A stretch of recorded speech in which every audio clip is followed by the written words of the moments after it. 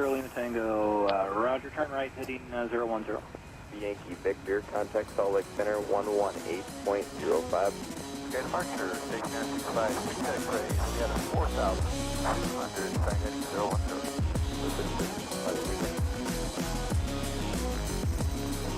Taking air 6568 X-ray, big sky departure right now. 5 Delta, reduce speed to 70 knots. So repeat altitude for runway 10 left. Matango, clear visual approach, runway 10 left. 05 and entry. We're going to take off. Cheyenne, Charlie Foxtrot Delta Echo, Oscar, Boise Tower, runway 10 left, line of lane, traffically crossing, downfield, traffic on miles per tail runway. Line up and wait with the traffic cross downfield, Delta clock. United 497, turn left at Delta Cross, runway 10 left, and contact ground 7 traffic on position. Left at Delta, cross runway 10 left, contact ground. 3444, mounting fortune. Correct, 3444. Departure Skywest 3444 out of 4.7. Sound Chicago.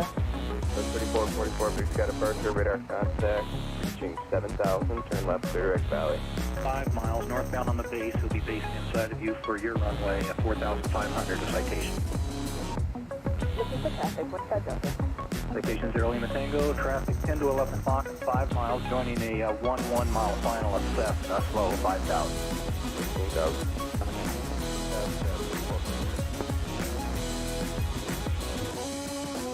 68 X-ray, unidentified ident, reason 1 navigation. 0 left, X-ray ident. For 68 X-ray, radar contact 4 miles north of the Boise here. Verify up to 6,000. 75,000. On course. Roger, and you're on course heading up, that's going to be 15 Delta, that citation, 1 o'clock and 4 miles. Looking for traffic, what's that Delta? Station 0 Lima Tango, the traffic's well behind you now, no factor, contact Boise Tower. Tango, you have a great day, so.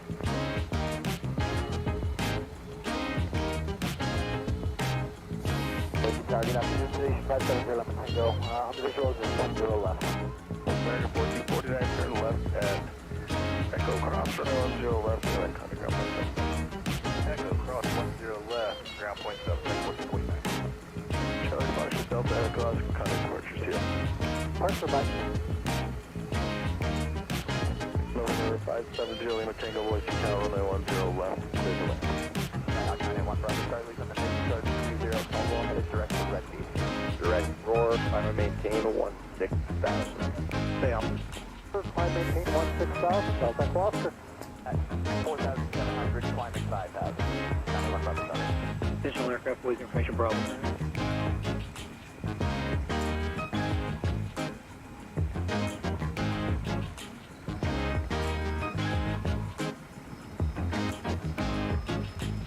November 1 Bravo Charlie, still not seeing it, idea.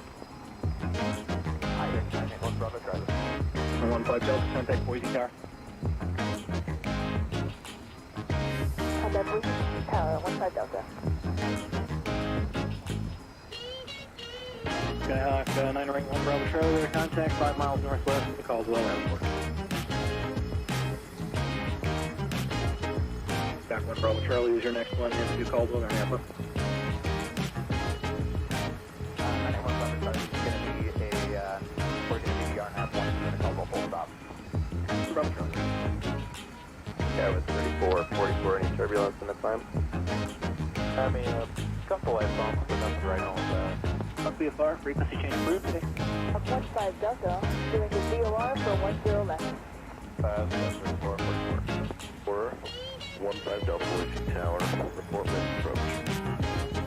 Report with 15 Delta.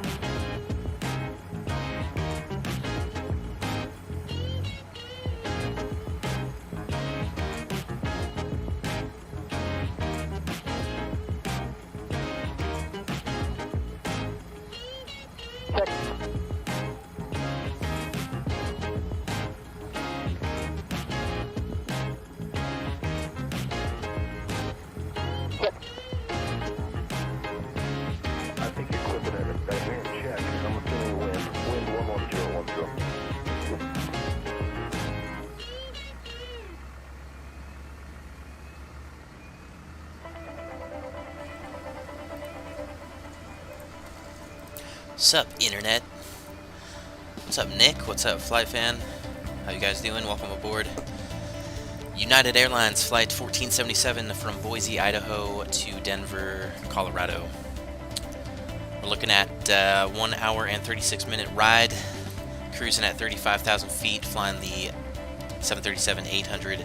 Currently parked here at Gate Bravo 11 in Boise. Let's go.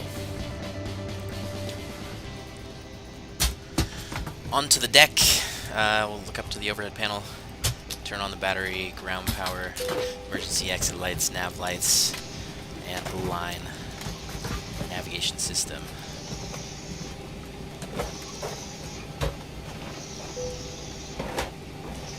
Seven minutes.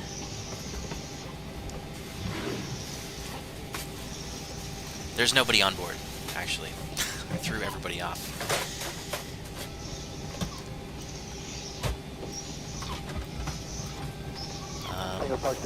Let's pull up the paperwork. Turn left at Echo Cardigan. If I may. Dallas 940 Foxtrot, Boise Tower, Boise, Denver. 0 left, clear for takeoff. Block fuel. 940 Foxtrot. Sky West 940 Foxtrot.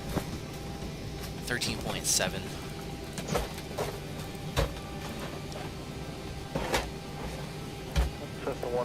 Ultra call.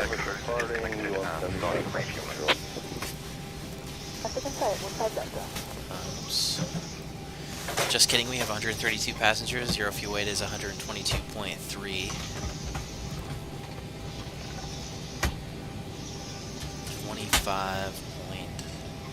27.3 rather.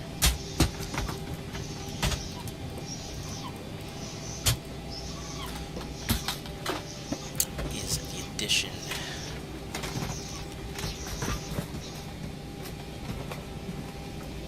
KBOI. There we go, 122.3, spot on.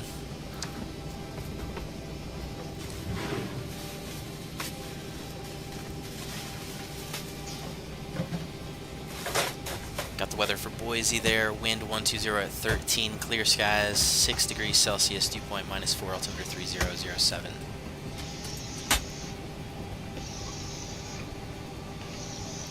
Cage this while I'm up here.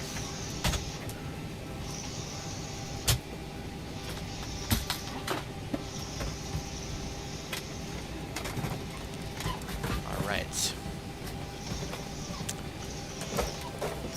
Through the FMC. So position initialization, reference airport, KBOI, Gate Bravo 11, planet Earth, right there, Boise. God damn, I hate that. We're going to KDEN, United Flight 1477. Last I checked, real world ATIS, they're on the 10s. Tower, you're currently heading to Sky West 940 Foxtrot, second. correct? 940 Foxtrot, affirmative, FedEx departure, yeah. Departure to Sky West 940 This is like that Foxtrot. other FMC, isn't it? So we'll play on 10 left. We'll be on the Boise 3. Departure Sky West 940 Foxtrot. Vectors to 4,200 ROARR. Runway heading. That was 940 Foxtrot, fixed got departure, radar contact, turn right. Nice. I clear at hope all 5-0. all those flights went well. Highball, Sky West 940 Foxtrot. Vectors ROARR. O-R-R-O. A-R-R. Direct PIH. Talon 78, departure maintenance data be adjourned. MJANE. Departure approved, wind 11012. Love MJANE. Direct Flatty 3.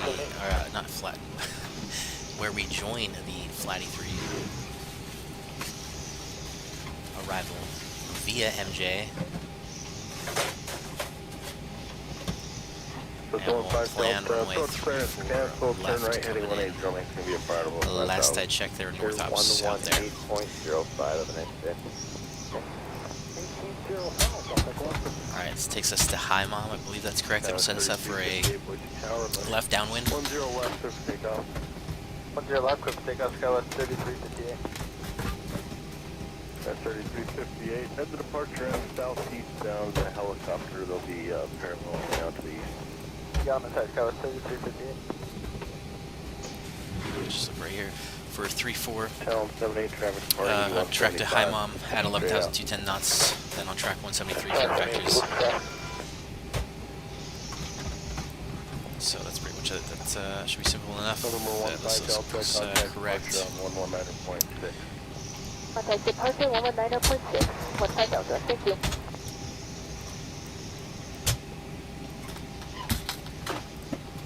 Town 78 radar Alright, contact. Boise. Boise altimeter 3006 altitude.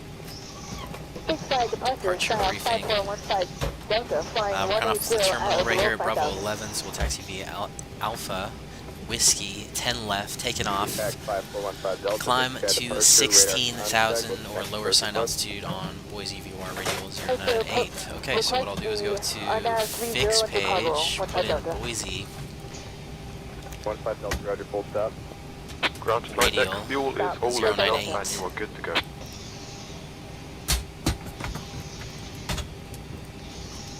So that'll come up on the nav display when we get that. 914, Big Sky departure. And we'll expect radar vectors to sign Radar route. contact, climb maintain 15. So simple enough. Top altitude 16,000. Any questions, comments, concerns? Freighter services terminated. Squawk VFR. worried. Change to advisory frequency. Don't worry about it. I'm not worried at all. 5,000, 15,000. 16,000 set. Dude, what's up? First day back at school, that sucks. 914, Boise altimeter 3005. Yeah, I haven't been flying the last few days. Departure Skywest 3358, heading Either. 102, leaving 4,300, coming 16,000. Also, what we can do is put the 098 course on 58, here. Big Sky departure, radar contact. For 15 Delta, proceed Potentially direct do a little bit of deck, old school flying. We'll actually use the Alpha. VOR Please direct to attention fly 15 outbound Delta. 098 radial. So we'll also set that frequency in there, Unman 14, 113.3. climb and maintain 16,000. I got the- Contact Salt Lake Center 118.05. What the hell? That's trippy. Unman 14, contact That's not Salt what Lake I'm trying to Center do. on What the 306.9. hell? Correction, 363.0. Hey, why is it suddenly my controllers are upside down? Okay.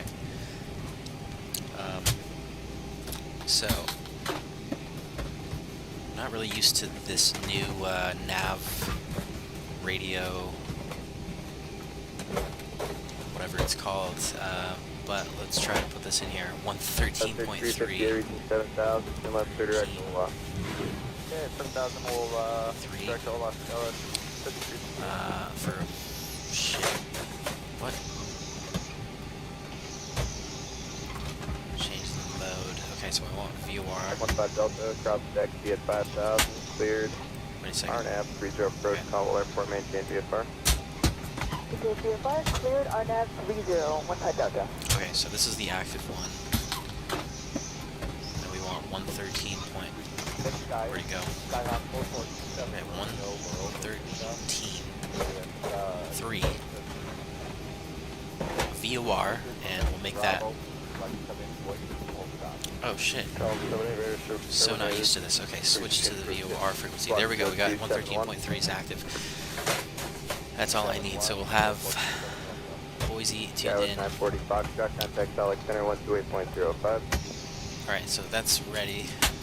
305, Skywest 9. Alright, moving on.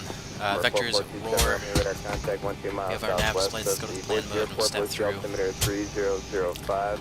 Actually, let me activate and execute this first. Lunch, enjoy. What's up, Aviation King?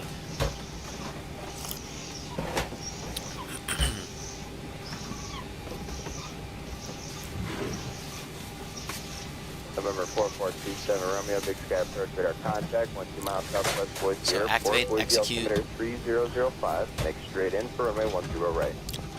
What the? Are you serious? I, Right, 7 Romeo. like 99% sure that I, updated that. Mother of...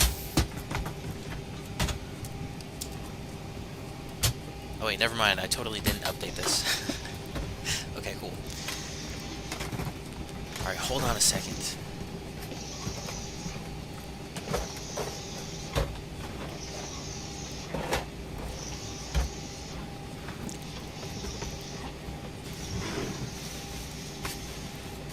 Guy with 3358, contact Salt Lake Center Damn stream 128.05. stuff. Alright, confirm. Alright, that should be updated. Try that one more time. So you can do that, type that into the chat, or simply look at the description. It's the exact same thing. Archer Low Scout 3749. Anyway, moving on with my life. Where was I? We're gonna go to the plan page, step through, vectors out to Direct ROARR Scout 3740. ROARR. Just more or less straight out. Go direct ROARR, and then continuing east, southeast on into Denver, putting us on a left downwind for 34 right. So unless anything changes, we're set up all the way down. Good to go. We'll squawk 2200 on the transponder. Advisory frequency 122.8. Fudge. Number 4427 Romeo Boise Tower, runway 10 right. Clear to land. 2.8. Active. Guards on comm 2. Number 27 Romeo, runway 10 Init right. ref. Clear to land. 0 fuel weight. Reserve. Guy 15 Delta, multiple aircraft in the Is vicinity of the 4.5. Nanta and Caldwell Airport, altitude indicated at or below 5,000. Cost index 38, cruising at, oh, what the hell is wrong with me? 380, 350 on the altitude, not 3,800. Cruise wind at top of climb, 298 at 78.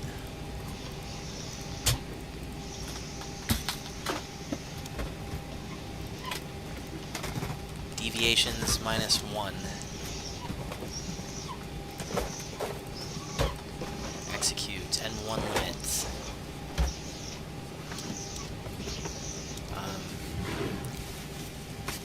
10,000 feet. So pretty long runway. But we're also almost 3,000 feet above sea level, so we'll take that into account. We'll see what we get though with 22. If we derate down to 22K, bump up the climb. Go to the takeoff page, runway wind, what was it, 120 at 13.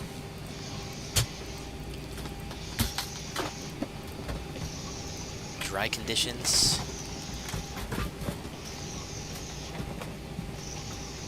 That seems pretty reasonable to me.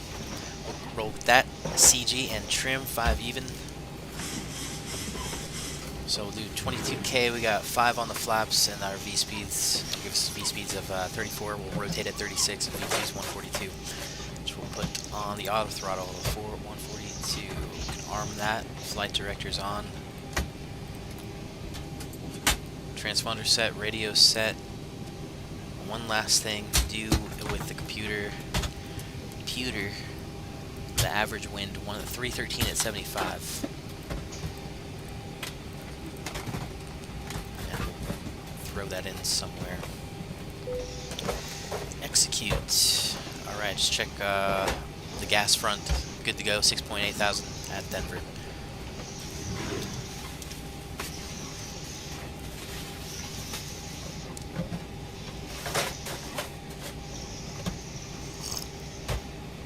What, 9 o'clock tea time?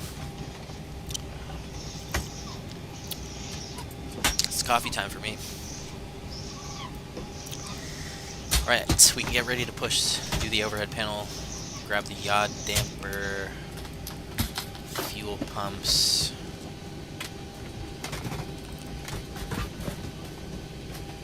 And let's start flight leg now, too, before I forget. Banana 79er 78 Delta, just north of. Trying to get used to the Zibo again. So, where was I? Seatbelt signs, window heat, trim air, hydraulics, packs.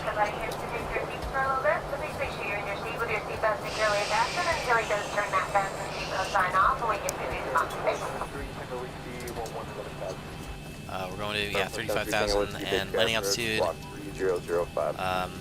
It's definitely higher than that.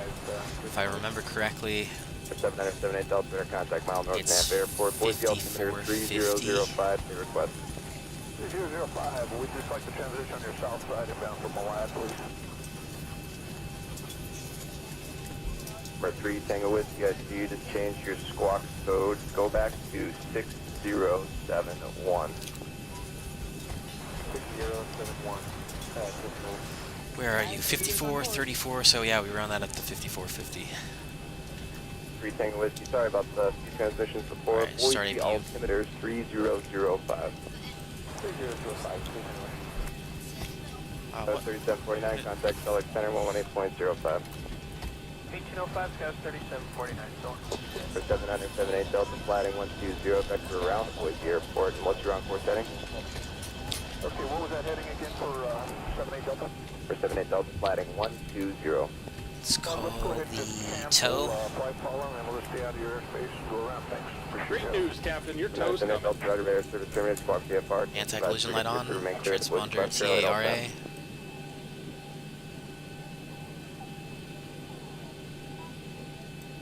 Flight attendants prepare for departure, cross-check and all call, thank you.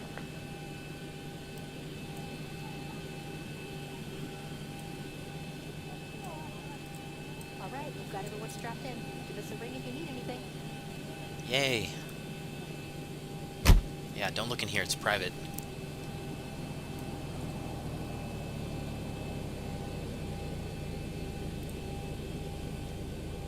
Alright.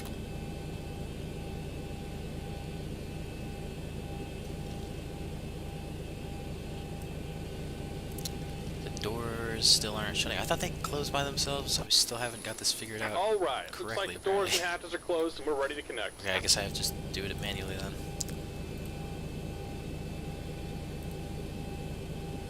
I swear it used to shut all the doors like after you turn on the anti-collision light or on or whatever. I guess that's changed. I don't know. Things change, people change. The Zibo changes.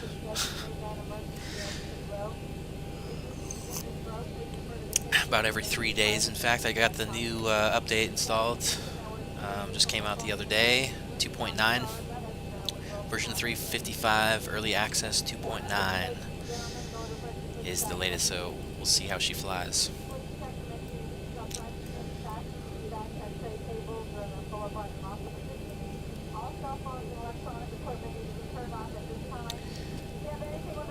Switch needs to be turned off.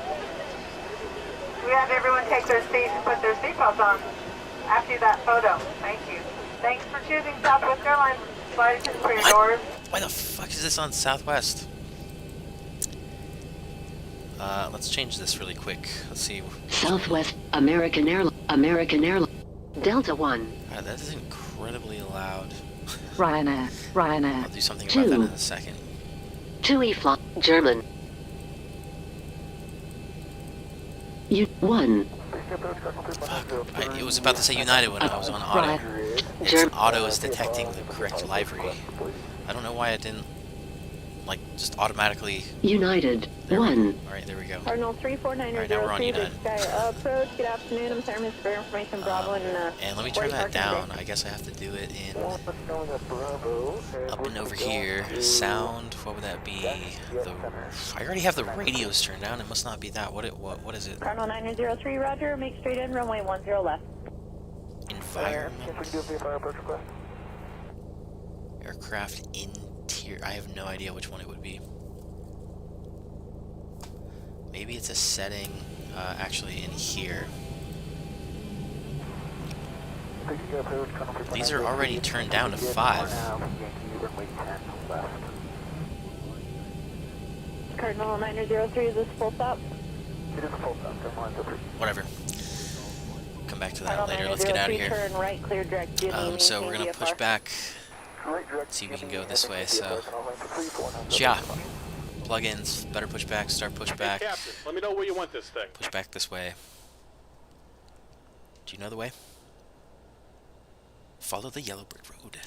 Welcome aboard, Captain. Tow's connected. Bypass pins inserted. Go ahead and kill the parking brake when you're ready to go.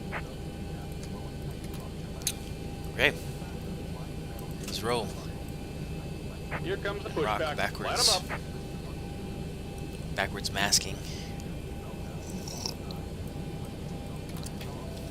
If you're seated in an exit row, you may be... MS3 Tango Whiskey, planning 100 via vector around Boise Towers. So happy I remembered Poos on the bus go round and round. Alright, packs off, we need the bleed on, and we're going to start number 2. And 2 is rising.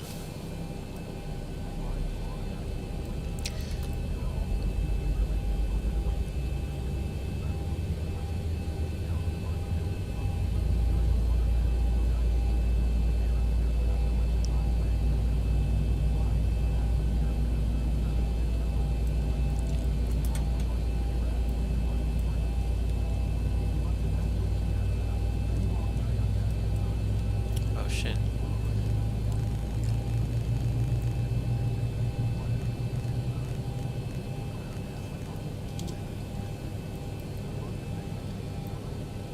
Susie 2-1, Big Sky, Something, bird something. here. Alright. Heading set. Let's start.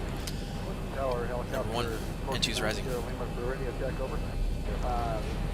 Roger, 14 in Boise. Alright, we must Tower, you're on the clear. meet our KBOI. Just make sure we got the latest.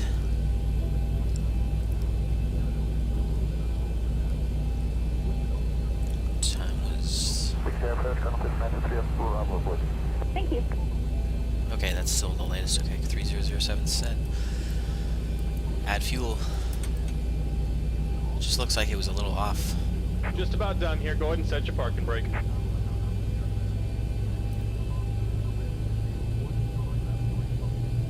Parking brake. And we're disconnecting the tow. Give me just a moment. Alright, starters. Continuous. Gens on the bus. APU off. APU bleed. Isolation valve packs. And probeat. Good to go. RTO. Flaps 5. And transponder set.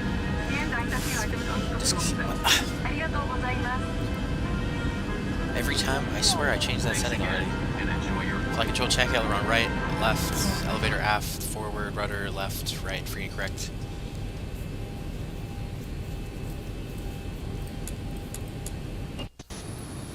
Taxi, lights, weather, airport, terrain.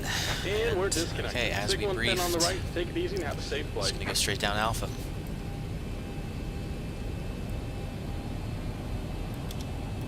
Big Sky approach, helicopter V3 hotel. Okay, parking brake off. Let's roll in rock. Right, 30 Big Sky approach, contact approach on 16.9. 126.9.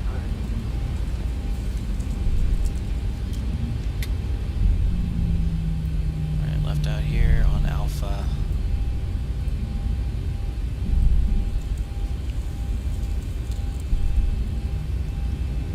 Down to Whiskey. Big Sky approach, helicopter V3 hotel, requesting helipads, information problem. Helicopter 830 Hotel, Big Sky approach, block 0307.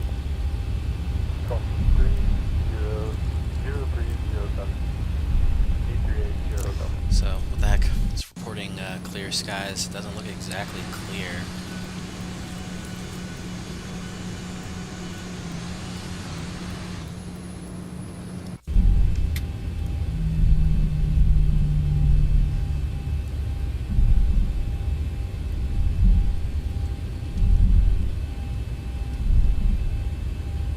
Helicopter 8380 Hotel, radar that's contact probably a 1 little south bit off, southwest Boise Airport, Boise should be close enough. 3004, stay altitude.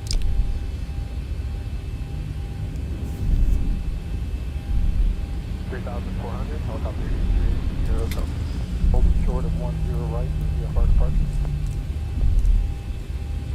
5760 So right, on Boise takeoff, Tower, runway. might just 10 track right, the good actual takeoff. outbound radial on the VOR. So I'm going to set this to VOR. And we can turn on Vorlock. for takeoff.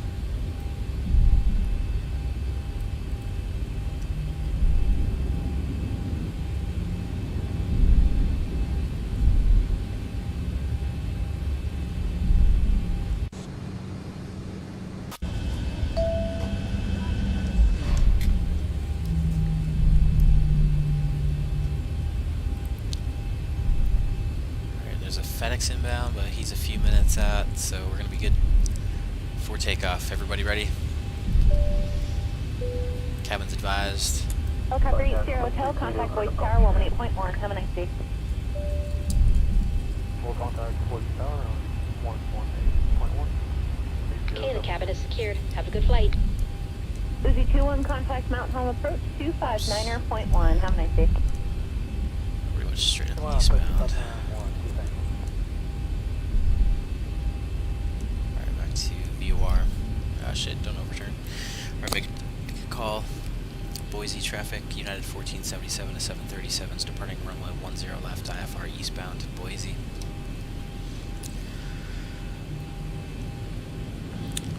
Okay, let's take the runway lights on.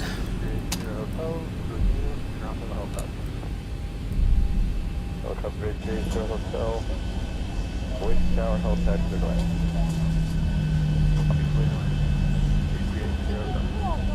Tower 80 Hotel, helipad clear to land. Plan helipad, helicopter 830 Hotel. November 6, November Mike, right heading 140, contact departure. 6 November Mike, right heading 140 and contact departure. Okay, line her up. Start the clock. Let's rock. 40% in 1. Sirius 576, November Mike, big sky departure, radar contact, delete altitude restriction. 2. 6 November Mike, delete altitude restriction. We're leaving. We're leaving right now.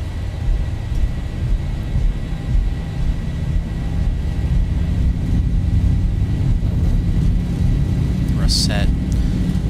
Airspeed alive. 80 knots. Checks in the mail.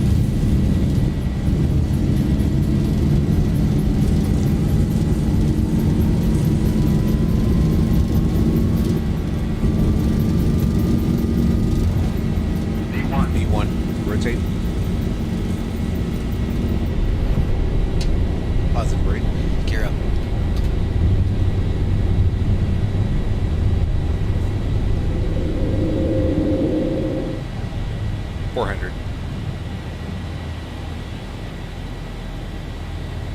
Caravan 3 Tango Whiskey, turn 10 more degrees to the right for wind correction. Wait, what the hell? Why is that going way? 1,000.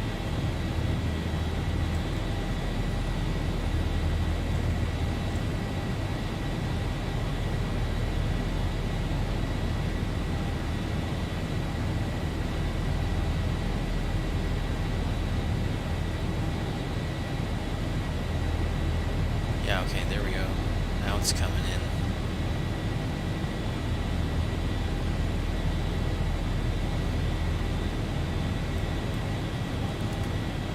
VNav.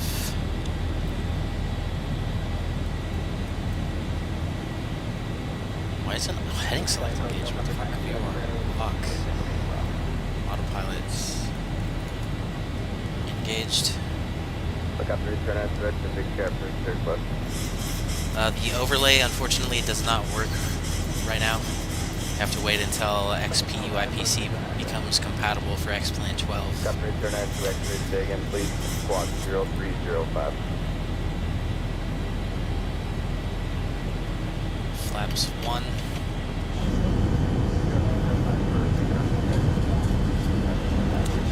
And awesome, it seems to be working. We're flying the outbound 098 radial from Boise. Flaps up.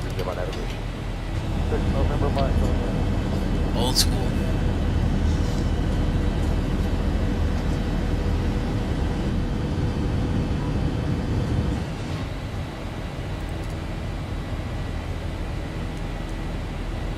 Caravan 3 Tango Whiskey, clear direct, Falls Airport. What's up, Drillin? Technically, yes. It's been a while, but yes. I have about 20 hours mostly in the Cessna 152. Boise altimeter 3004, make sure to enter the helipad. Boise Tower, Cessna 739 uniform, kilo, Gold Shore, at departure. On your right. So, 739 uniform, kilo, Boise Tower, 10 right. Alright, from here we'll just go direct ROARR.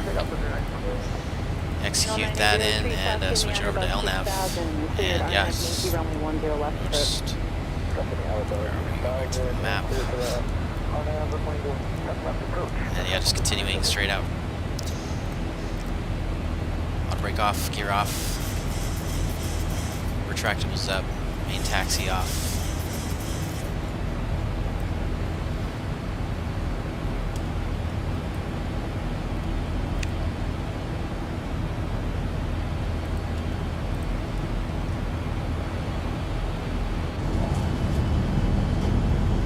There is 6 and under Mike, there is 30 plus VFR, led by 63 by 96. 576, November Mike, squawk VFR, going in by.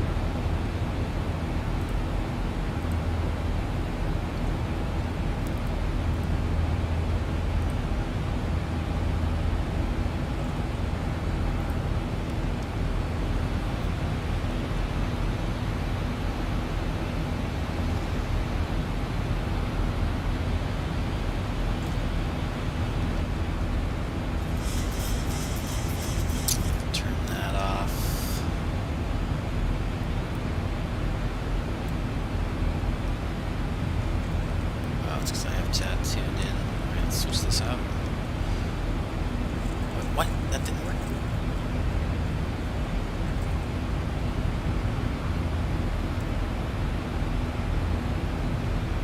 That's weird.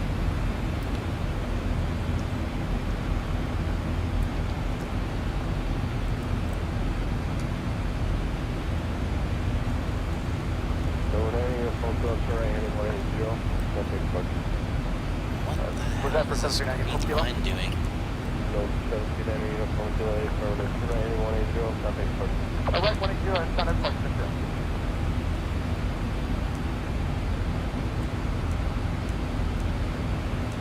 Big set departure, 739 uniform kilo, 2,400 below 5,000, 180. No TCAS, no traffic on TCAS, continue climb 5350. Lead out speed restriction. Copy, 739 uniform kilo. Alright, and we're through 10,000. God damn it, I missed it. When you are in your seat, please keep your seatbelt fastened in the event of unexpected turbulence. Please be careful when opening the overhead compartment. We ask that you use the lavatories located in your cabin, and please don't stand near the lavatories in the galley. Right, that is so loud. How is that so loud?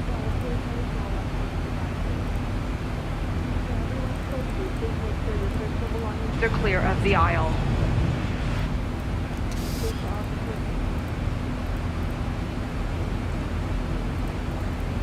Sponsored by the United Plus Explorer card, on-demand movies, and the seat back in front of you.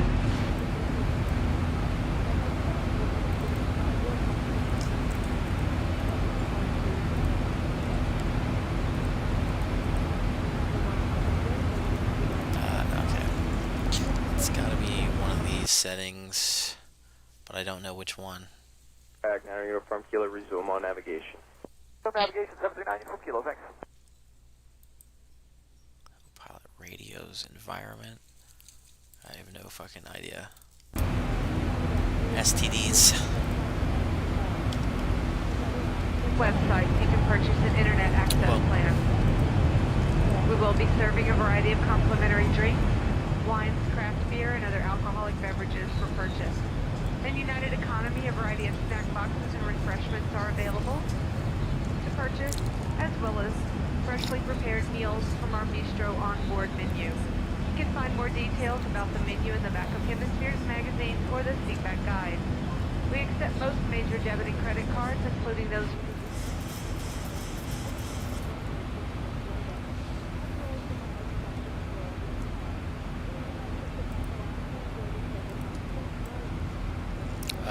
Wait a second. What are you doing? Just abrupt right turn right as we hit ROARR.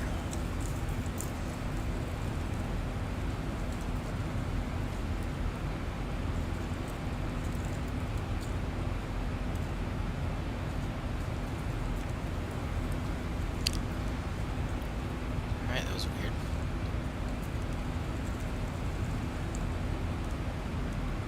Also, oh my god, this green line is super annoying. You would think that if I'm not tuned to the Boise VOR anymore, so that should disappear. You would think. I don't know.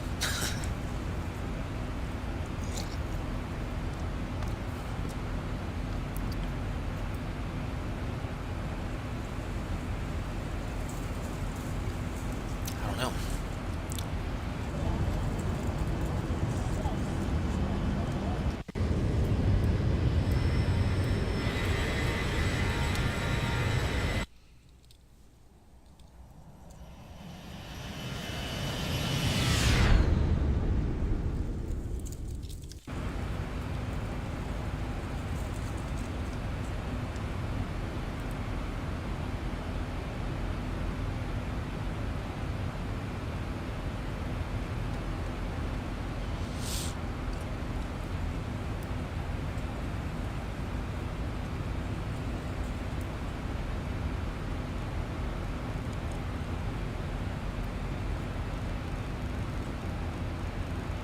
So weird.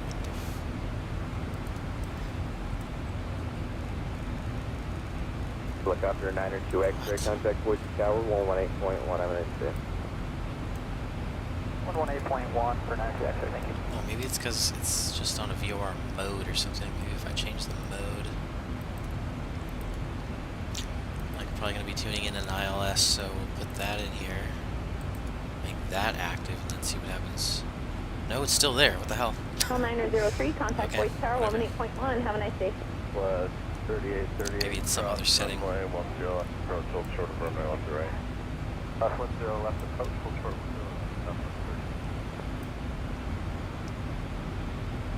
Boise Tower, track on 24903 is on the Yeah, I don't know. 10 left approach.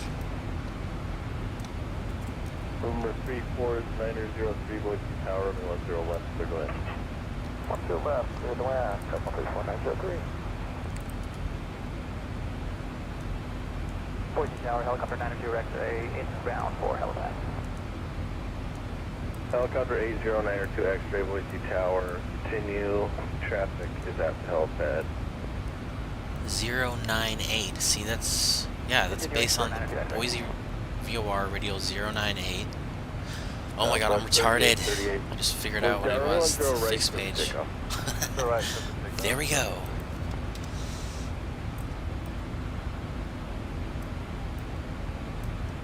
And voila.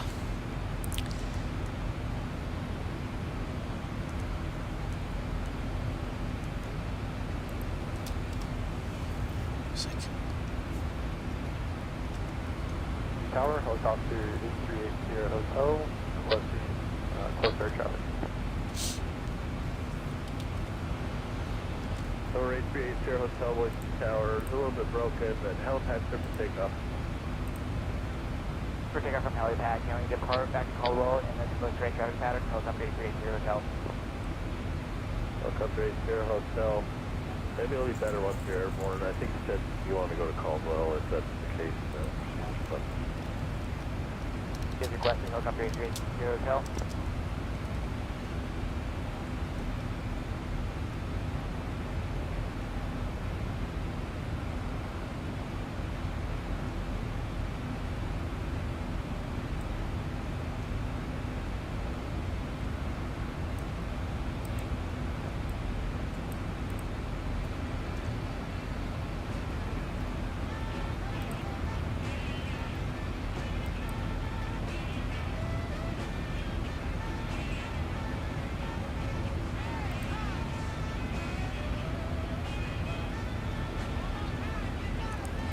Southwest 3838, kind of departure.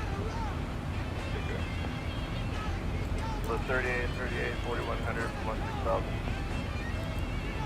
So 3838, they've got departure radar contact, direct or direct eyeball.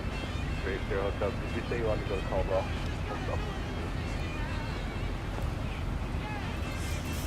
departure Caldwell, helicopter 380 Hotel. Okay, ready, 380 Hotel. Turn left, cross the runways northbound, go to downtown and follow the Boise River.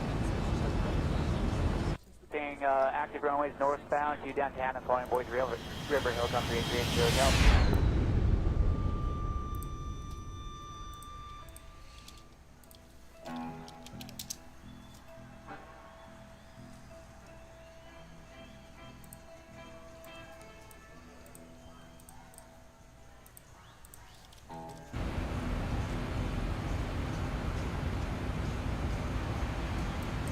Blue taxi via Delta 5 Whiskey Bravo, contact ground. Delta 5 Whiskey Bravo, contact ground, show 31.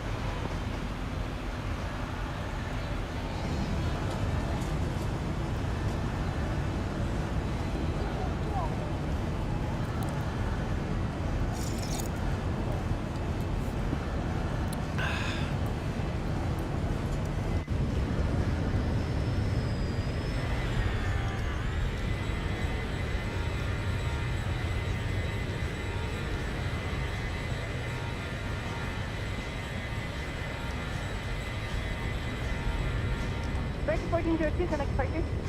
1402, good day. Yeah, 403, connect departure.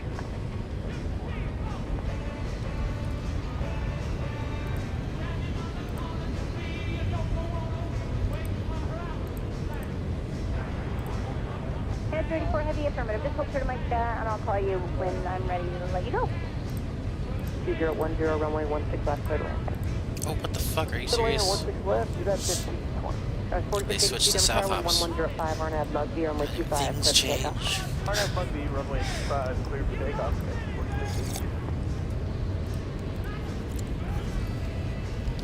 Passenger Tower, American 1830, 17 right. American 1830, Denver Tower, 17 right, clear to land. 17 right, clear to land, American 1830. Okay then, let's see. Denver, real world ATIS arrivals. Expect ILS RNAV or visual approach. Yep, 16 right, 16 left, 17 right. Runway 35 left. Whatever. Poppy's out of service.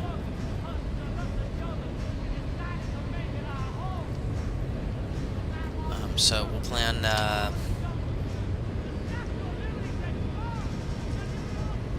16 left,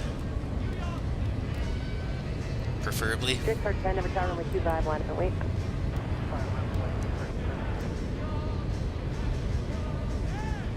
Alright, 6940 and visual 16 left. 6948, Denver Tower, wind 12010, runway 16 left, clear to land. 16 left, clear to land, 6940. Denver Route Station Mike, departure Station Zulu now current, altimeter 298. Post 1400, contact departure. Good day. And 461, Denver Tower, navigating runway 8, clear for takeoff. Clear for takeoff, runway 896.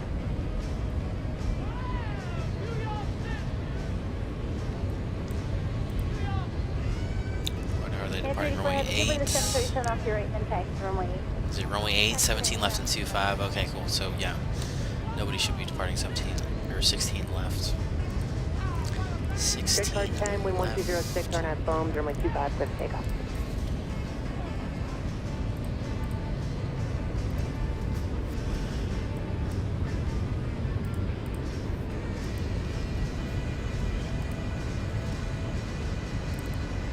Go 6334, Denver Tower, runway 25, line up and wait. Runway 25, 3334. There's with you for 17 right. That's 371, Denver Tower, 17 right, clear to land. Yep. 17 right, Southwest 371. Got a 1520 taxi at Foxtrot, contact ground. Foxtrot, over to ground, you're going to take this place. Wait.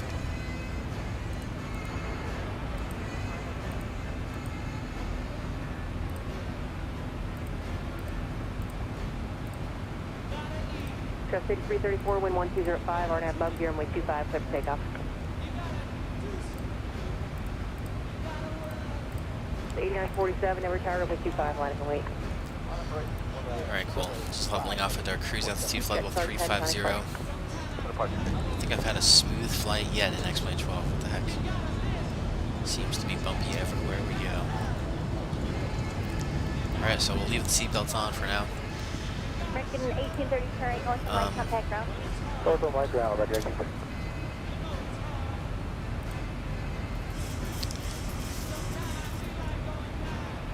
Pull the weather for Denver.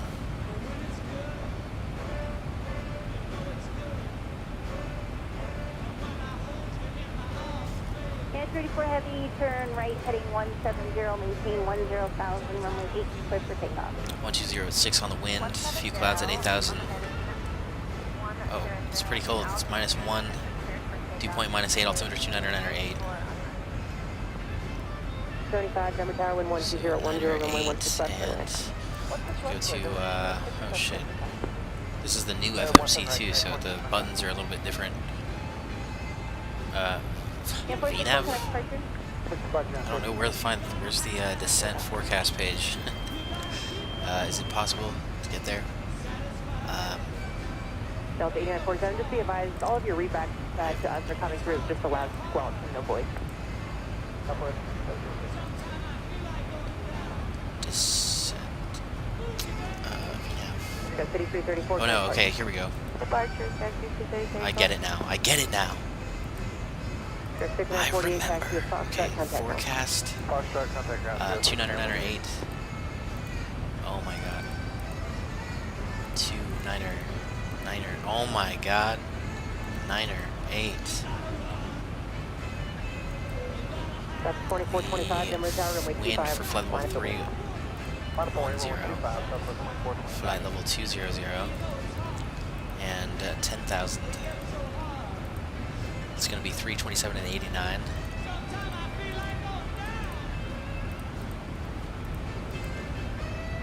.310 at 23. And 1297 at 22. Execute.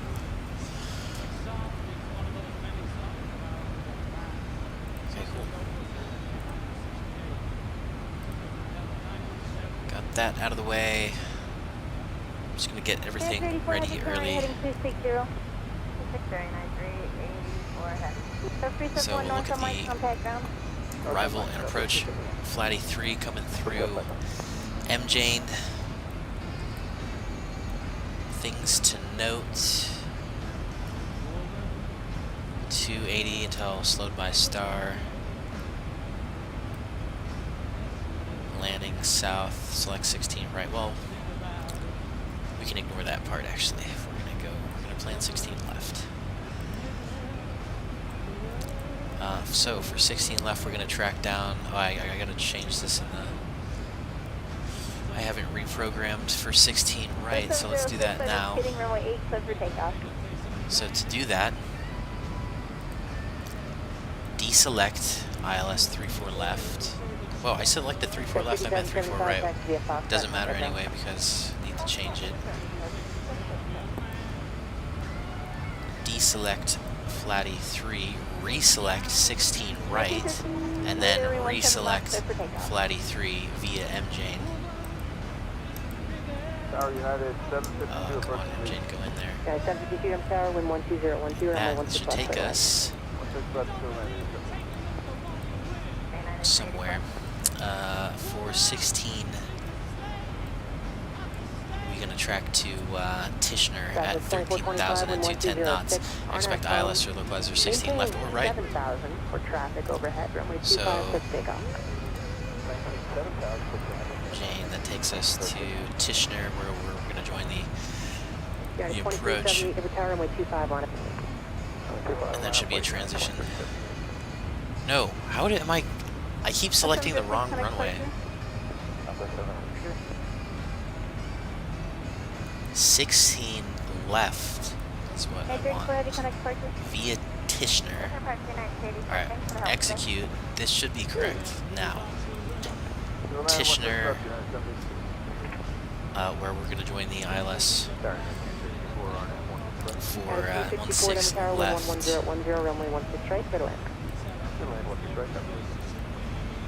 Where the hell's Tishner? There we go. Okay, initial approach fixed Tishner up here at the northwest. which we crossed 13,210 knots, and it's going to set us up for a very straight in. 2378, wind 1306, turn have mug 0, my 25. Very straight in.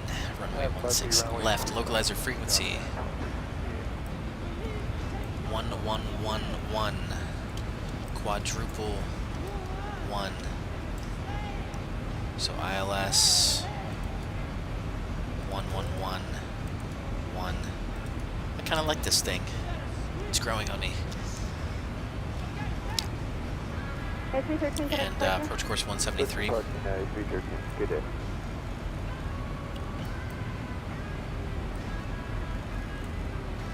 Both sides. Runway landing, we got 12,000 feet to work with. Touchdown zone elevations 5,357 feet above sea level. We'll take that into account. Missed approach procedure, climb to 5,900, then climbing right turn to 12,000 and 218, and on FQF, you are radio 254 to cruise and hold.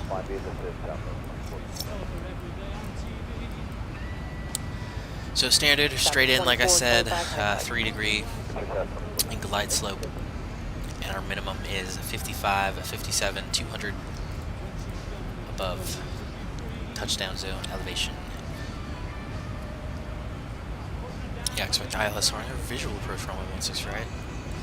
So yeah, we'll just go with the 55, 57.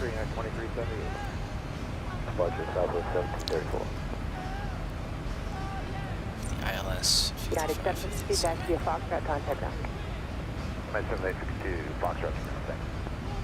Denver, Rochester, November, departure position, Alpha current, update for us, IRS, altimeter 297. 57, 555, 7.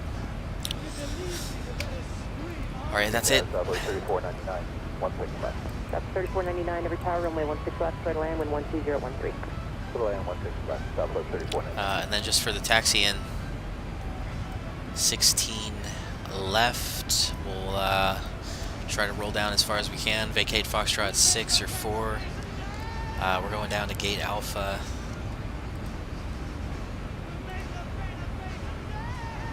$25.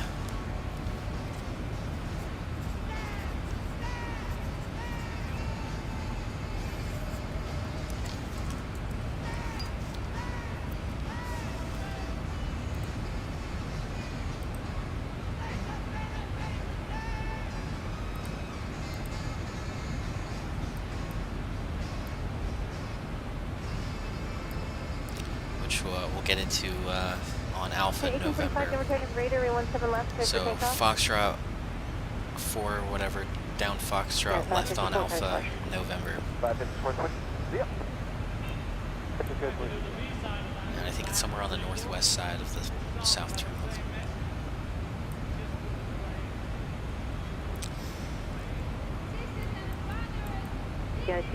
So Denver, long ass runway, we're going to land probably auto brake 1, idle reverse, keep the speed up.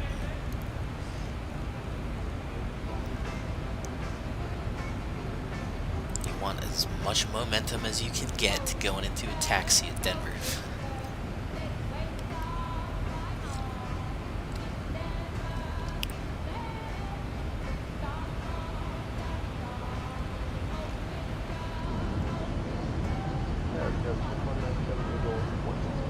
City 197, Denver Tower, 12013, runway 16 left, clear. Windy, man.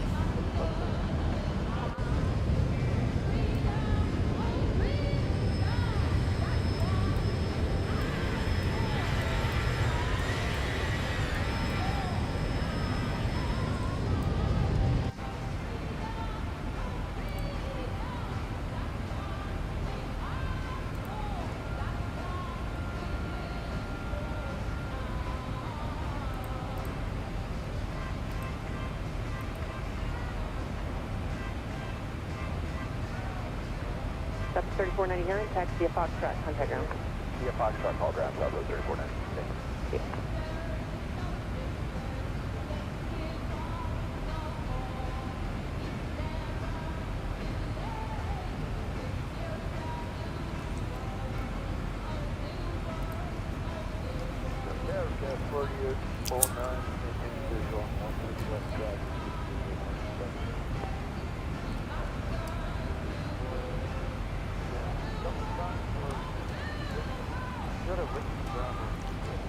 264, contact ground 127.5.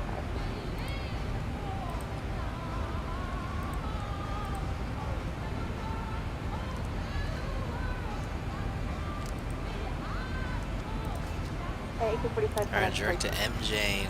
Good day, now 1845. Excellent. Alright, so yeah, looking at the clock, we still have, let's see, exactly 30 minutes, half an hour until descent, and we'll be arriving. We should be landing in about 50 minutes.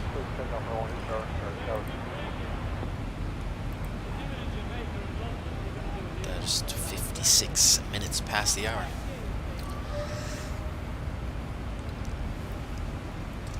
So back to the fix page, actually legs, and then line select, runway 16 left, and then the fix page, create a fix for 16 left, put a descent ring around here. So we're at flight level 35, so we take 5 times 3 is 15, 120 minus 15 is 105.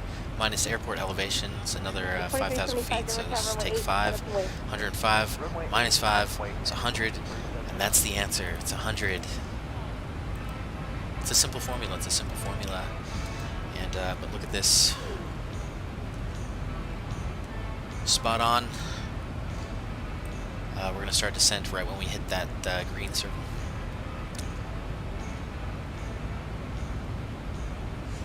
Shapes and colors, that's all it takes.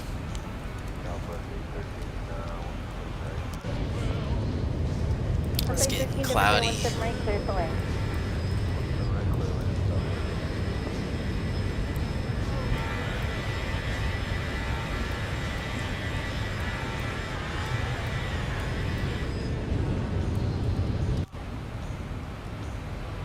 Yeah, 2375, run over Royal, runway 8, clear for takeoff.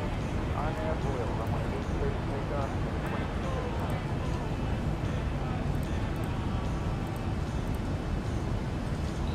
So Denver Tower, that's 1411, pushing lead for 16 left. That's 1411, Denver Tower, wind 11012, runway 16 left, clear in. 16 left, that's 14 left.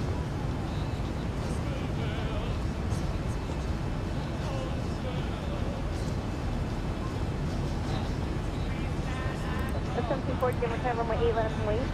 On a play runway 8 left and 724.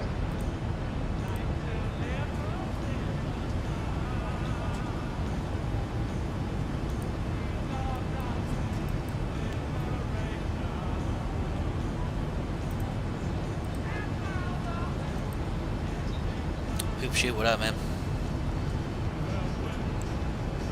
Oh yeah. Yeah, that was trippy. Yeah, it's definitely aliens. Alien ghosts, dude. It's alien ghosts. It's a ghost of alien. No, I don't know, dude. It's trippy.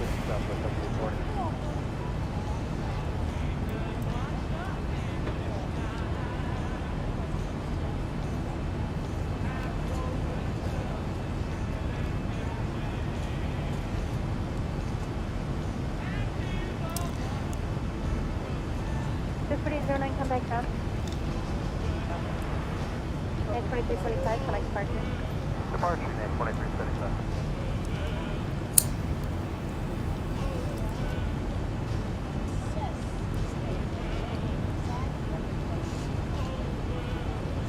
Ancient alien ghosts.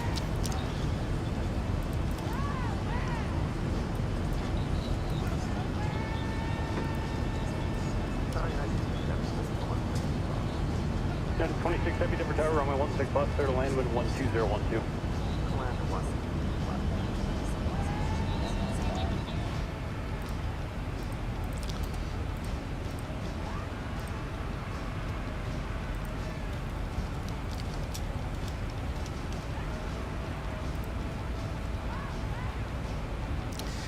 Yeah,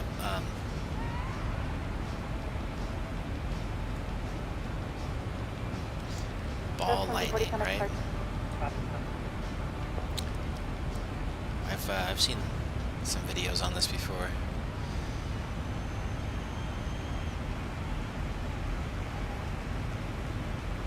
Balls of great balls of lightning. 233 Heavy, Denver Tower, now foams, runway 25, clear for takeoff. Alright, I'm from takeoff runway 25, you 233.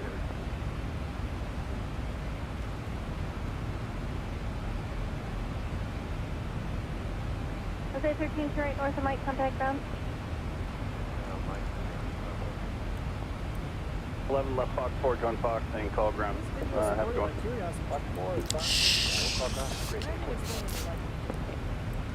It's basically like a giant bolt of electricity that can just kind of randomly arc from a cloud to the ground at any time, and it burns hotter than the surface of the sun. So if it hits you, you know, explode and die.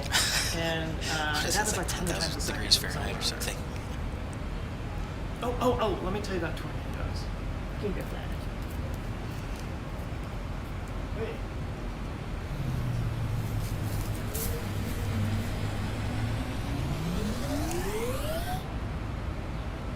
Lightning is one of these things that we know about from a very early age. It's just a normal part of nature. We get used to it. We don't think about it very much unless we get up close and personal with it. Ah, Jesus.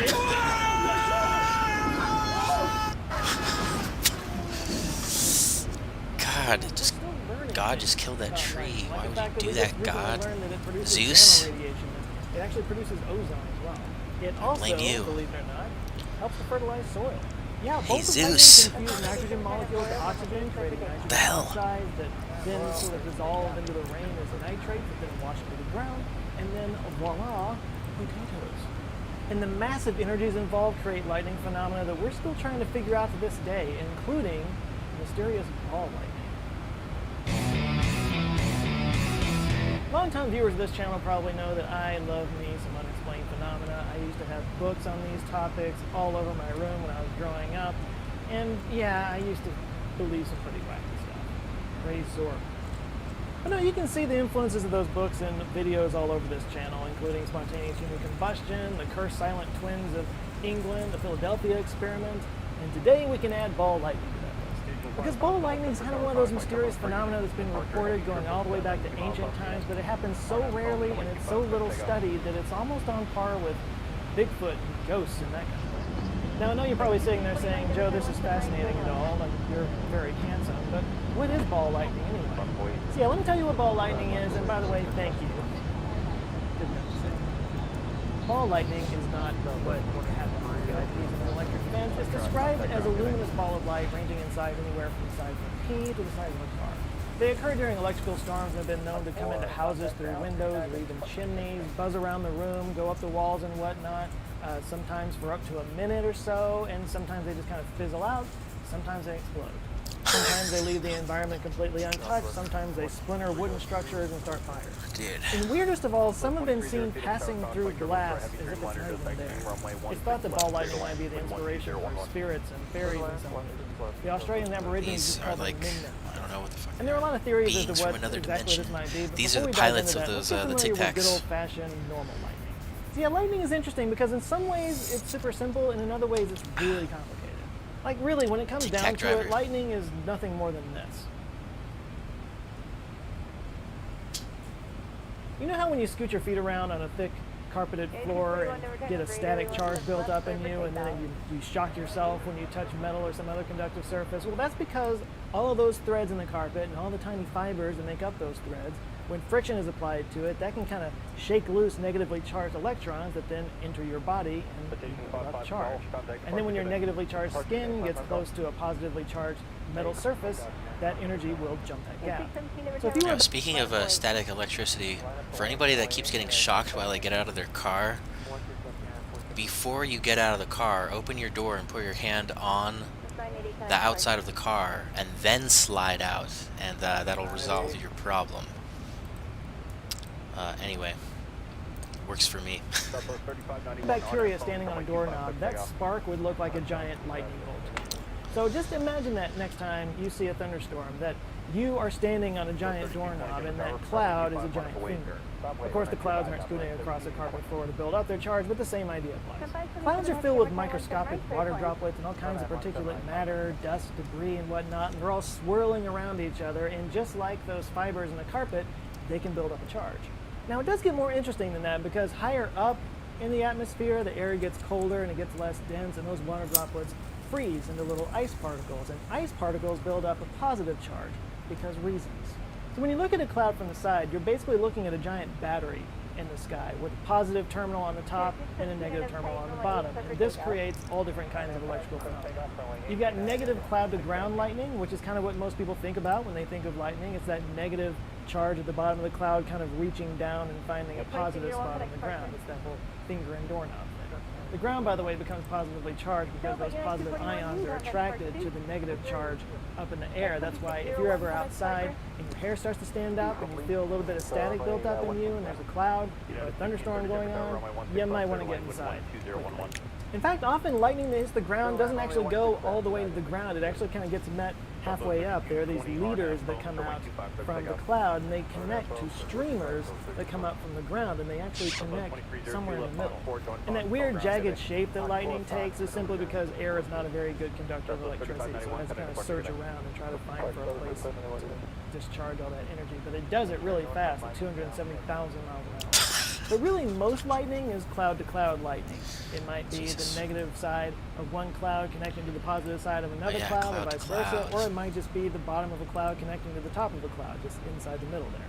But the big daddy, by far the most powerful lightning strikes, are positive cloud-to-ground lightning. This is when the positive charge at the top of a cloud gets so strong that it actually reaches all the way down and connects to the ground. It's almost like a battery shorting out, and it releases a lot of energy. Positive cloud-to-ground strikes are far brighter, far hotter, and produce far louder thunder than other lightning strikes. Their energy tends to be a lot more focused. It doesn't branch out like the negative strikes do. It's all contained in one bolt. You do not want to be hit by one of these or be anywhere near it.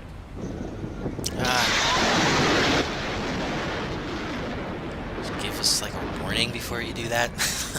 Another couple different types of lightning that are worth mentioning is ribbon lightning, which is like horizontal streaks of lightning, which is actually produced by high winds pushing the lightning along. Yes, lightning can be pushed by wind. And the other type is bead lightning, which isn't really a type of lightning. It's more like the decay after a lightning strike hits. It's when the bolt decays into dots along the path that the lightning strike took.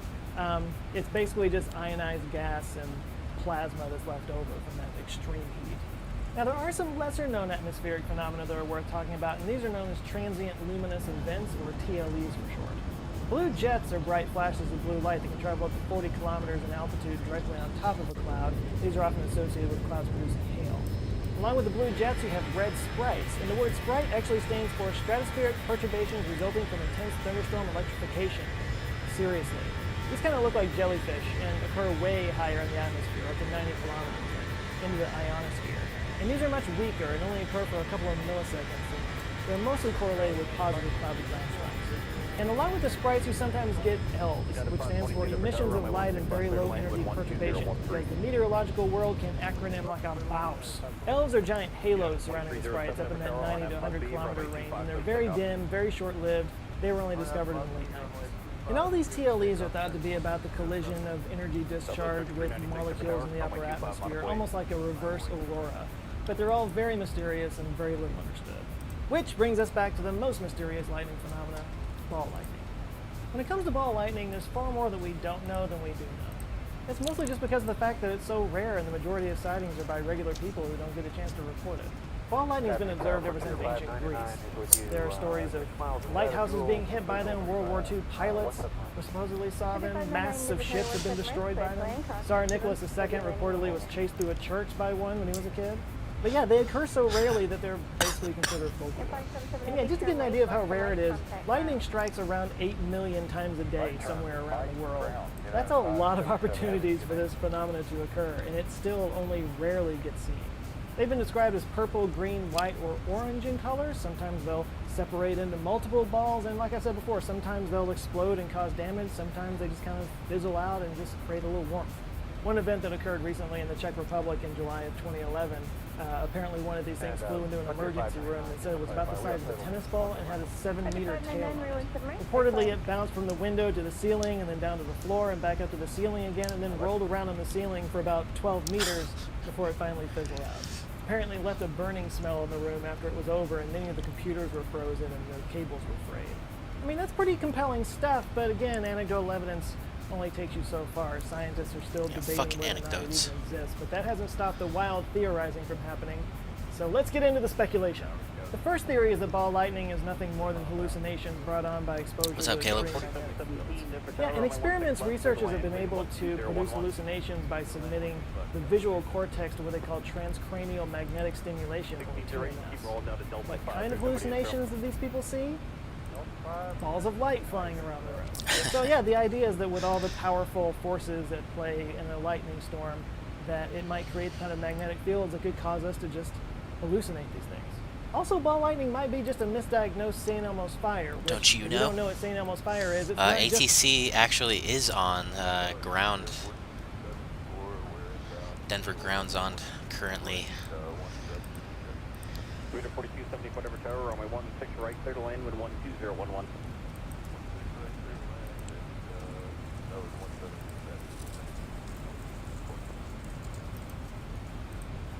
Roger, speed to your discretion, there's nobody behind you. Roger. 1608 left there, Delta 5, contact ground at Whiskey Bravo, have a good one. Left turn, Delta 5, over to ground to Whiskey Bravo, you have a good one. just a great Brat Pack. Oh, hold on a second, I gotta pee. I'll be right back. You left Fox 4, join Fox, call ground, g'day.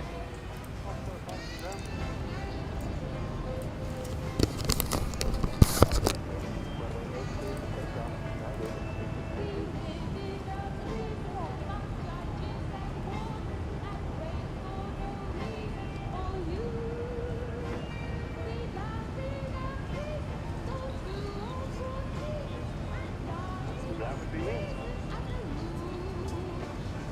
You're already there. Southwest 3396 Hard Avenue, Must be runway 25, takeoff on 1009. Southwest 2578 over tower, runway 25 on its way.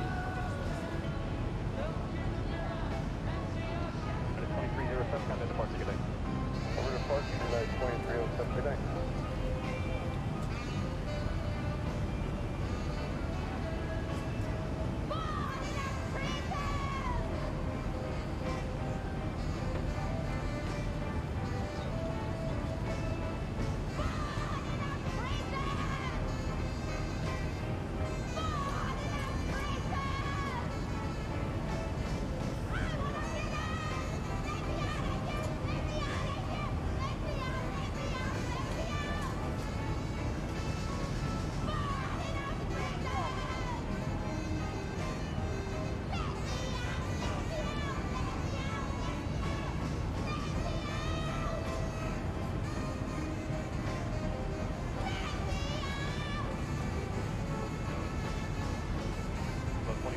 On that Muzzy, runway 25, takeoff.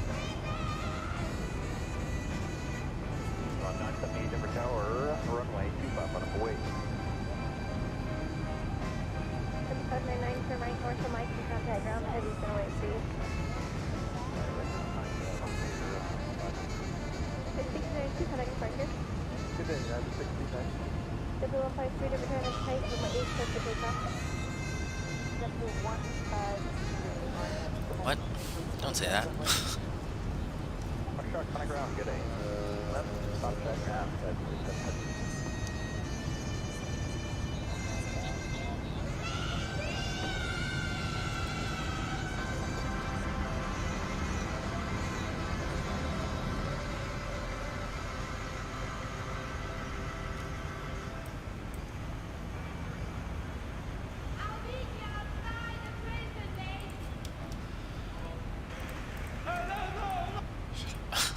Be in a stirring song. Tower, Tower 3674, final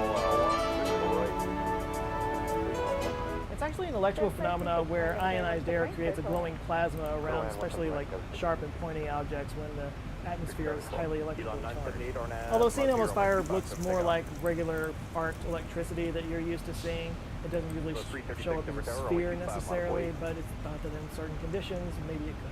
Now this next theory actually has some weight behind it. It's the idea that it might actually be vaporized silicon from lightning bolt strikes. And the reason why I say this has some weight behind it is because there's actually some solid evidence behind this.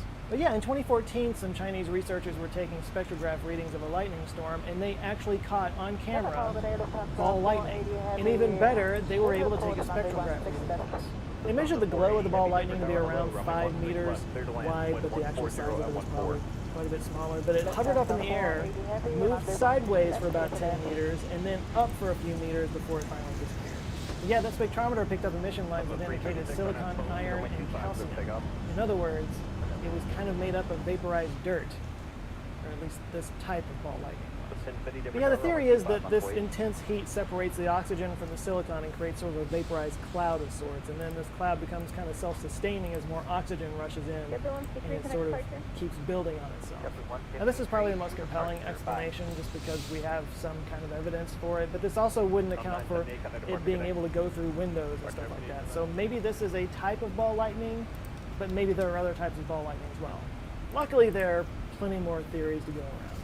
The next one is called the electrically charged solid core model, and the idea here is that there's a solid core of positive ions surrounded by sort of a thin sheet of negatively charged electrons. And layered just between that sheet of electrons and the positive core is a butt ton of EN energy that's pushing out the electrons and keeping them from falling in to where they're attracted by the positive core. It's almost like the way you might think of the sun, where the fusion energy of the sun is pushing out, but it's being pulled back in by gravity. And this might also explain why some instances of ball lightning have occurred around earthquakes or volcanic eruptions, because it builds up a piezoelectric charge that's not really associated with lightning at all.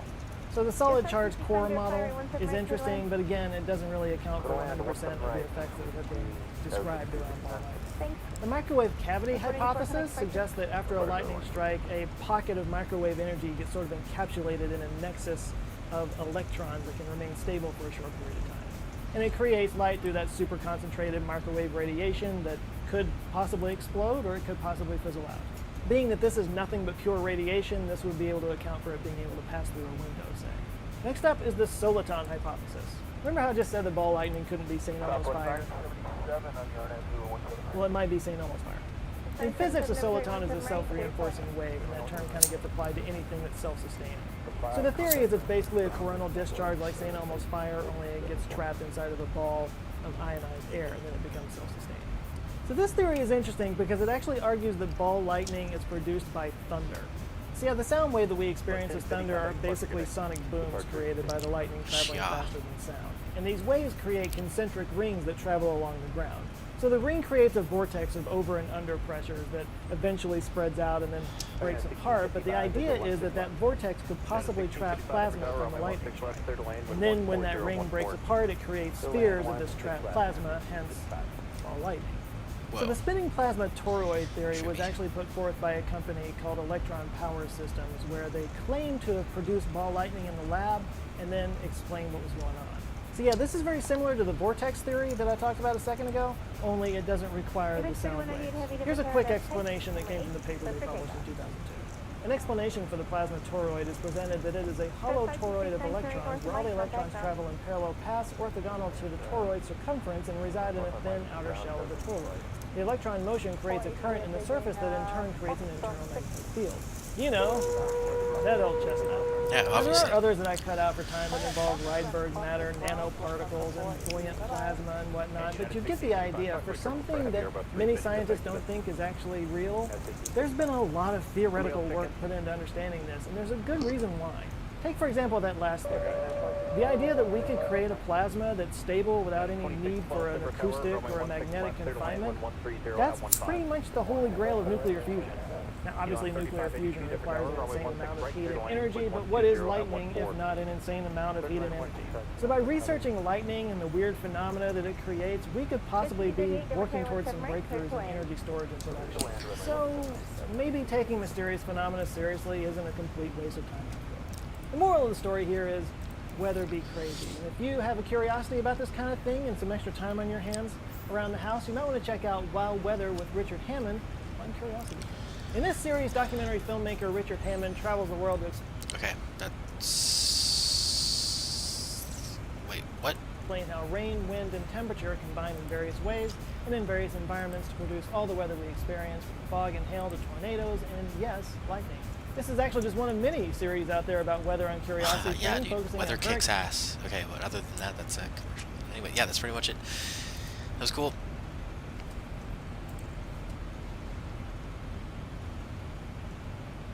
What is it that so many people... I've never seen it before. This is just CGI'd. 55, turn left there, Foxtrot 6, taxi via Foxtrot, kind of ground, how's it going? Foxtrot 6, Foxtrot, ground, Civic 3198, have a connect departure. Sound good afternoon, meter 42, 86, Whiskey on the visual 16 left. Meter 42, 86, Timber Tower, runway 16 left, take a land, wind 130 at 14. 16 left, clear line, meter 42, 86. Alright, just a few minutes until descent, so let's reset the altitude now. We'll bring it down to 15. Something 15 for about, I said 55, that's 10,000 AGL. Pretty soon you're going to be dead. What in the world are you thinking of? Man, it's windy, what the heck? Speaking of weather, It's up to you. Yeah, you. Some karma's gonna get you. Gonna knock you right in the face. You better get yourself together, darling. Join us human race. How in the world are you gonna see? Laughing at fools like me. Who on earth do you think you are? A superstar? Well, alright, you are. But we all shine. wow, And the stars on the sun. that's cool. Yeah, we all shine. On and on.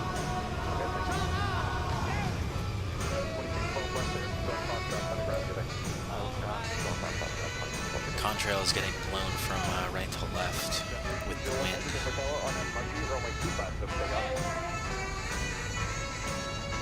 But we all shine on. Like the moon and the stars and the sun. Yeah, we all shine on. On and on and on and on. It's the karma's gonna get you. It's gonna knock you right off your feet. You better recognize your brother. Is everyone you meet? Why on earth are we here? Surely not to live in pain and fear. And why on earth are you there? When you're everywhere, come and get your share. And we all shine on. Like the moon and the stars and the sun. Yeah, we all shine on. 38 current north of Mike, contact On and on and on and on. Yeah, we all shine on. Like the moon and the stars and the sun. What's up, Vidini?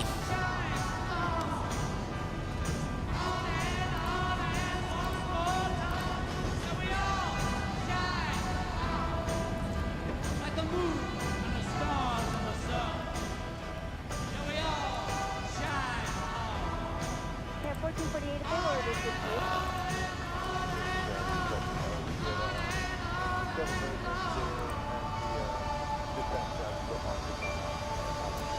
Yeah. Alright, we're starting it down right now. We'll get it right next time. That first flight, please, can you get on the runway? Your runway. Alright, you good to go, or you want me to get an inspection? This song is So another what's song your from one of heading those. that you're on?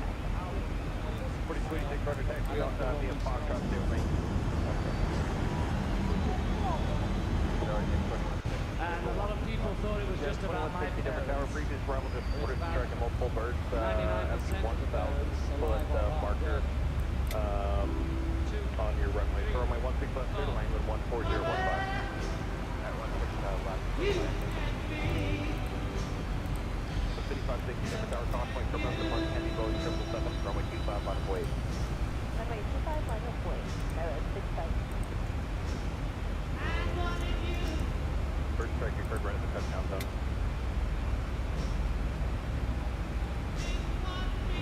Mr. 42, take runner, do you suspect any damage to the aircraft?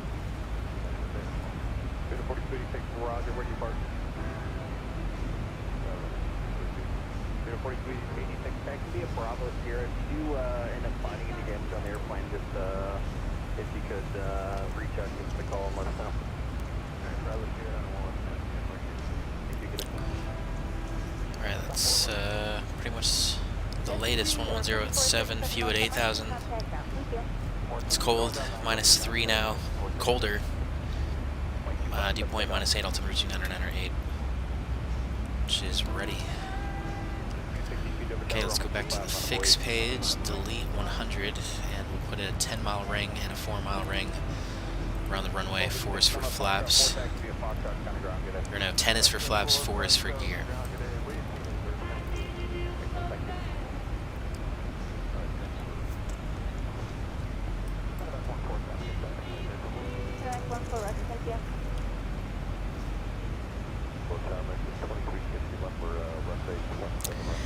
So yeah, it looks like these clouds are gonna clear up.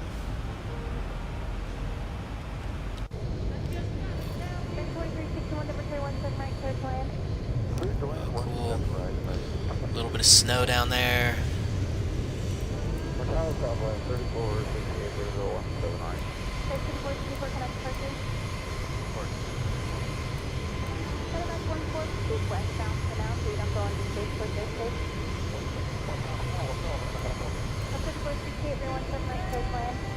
Land 17 right, Southwest 3468. 262 on that must be runway 25, quick takeoff.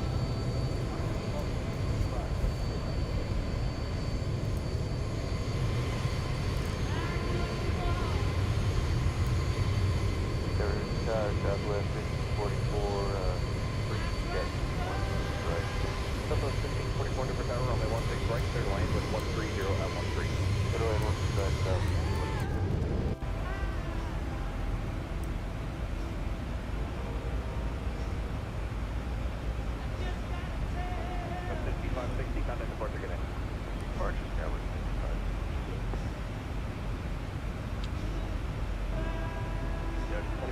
Left, either high speed, join Foxtrot, contact ground, good day. Thanks. And back 140, you can be feedback on course. Of course. Okay, 2363, turn right, north of my contact ground.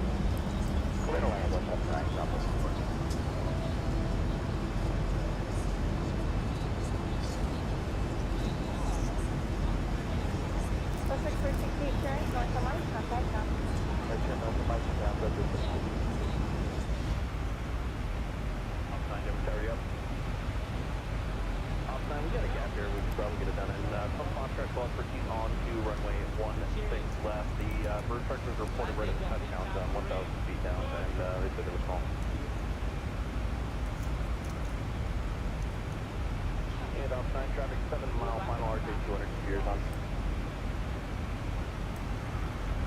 Plus 11 different tower, RNF broker, runway 25, let's take off. RNF broker 25, let's take off southwest, 1111. Got a 5492, turn left, either high speed, join Foxtrot, kind of ground, have a door. That's not ground, good day, so let's see what I do. Got a 4694 different tower, vehicle on the runway 16 left, continue.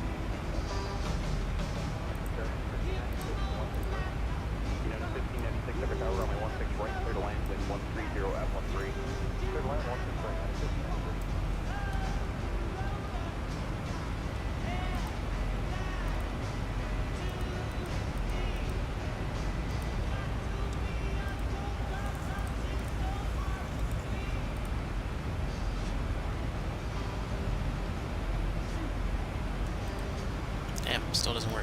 Okay. Southwest 1544 to roll down Delta 5.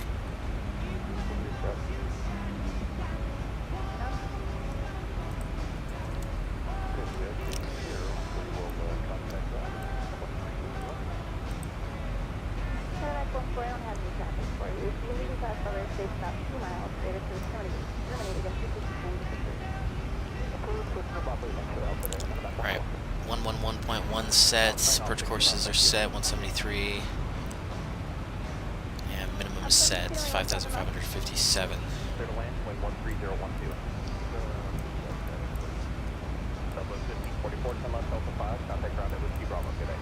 Delta 5, round Whiskey Bravo, Delta 54, over. 11, contact party, good day. Local altimeter 29908, STD, set.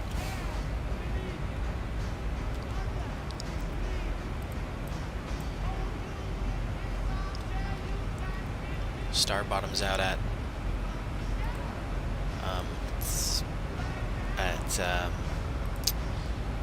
Tishner, 13,000. Go 5046 over tower, runway 16 left, clear to land with 13013.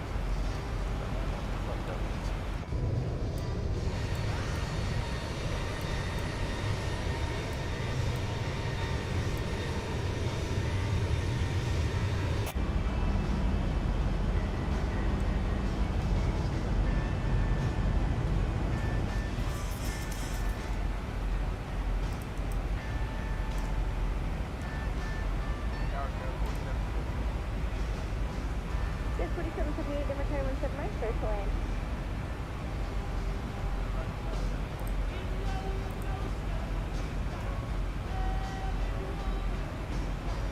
Southwest 14 current, north Mike, contact down.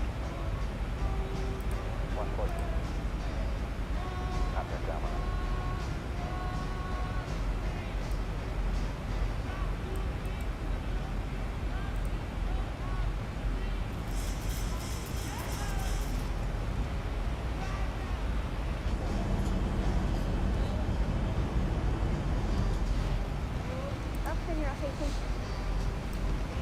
Okay, crossing 10,000 AGL.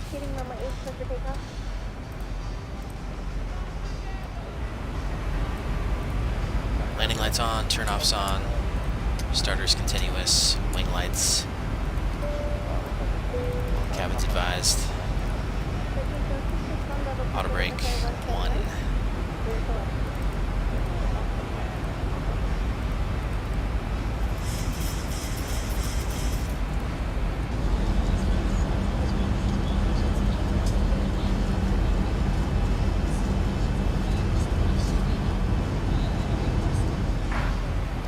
Preparations for landing, we've turned the seatbelt sign on. Flight attendants will be collecting any remaining service items that you would like to discard. As part of our Echo Skies program, we're committed to recycling aluminum, plastic, and paper, and we'll be coming around to collect these items. Please make sure all carry-on items have been securely stowed either under the seat in front of you or in an overhead compartment. As a reminder, please make sure your personal belongings are clear of the aisle. Let us know if there's anything we can do to help you get ready for landing. You may continue to use your small, lightweight electronic devices, but they must be unplugged from the outlet, set to airplane mode, and secured. As a reminder, carry-on items should be securely stowed either under the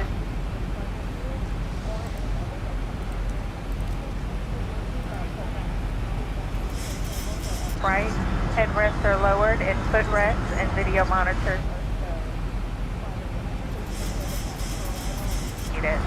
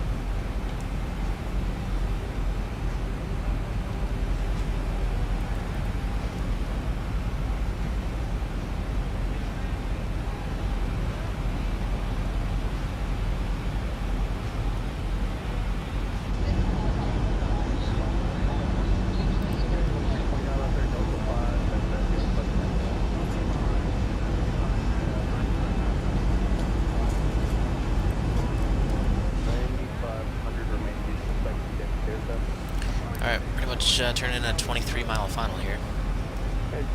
Very straight in.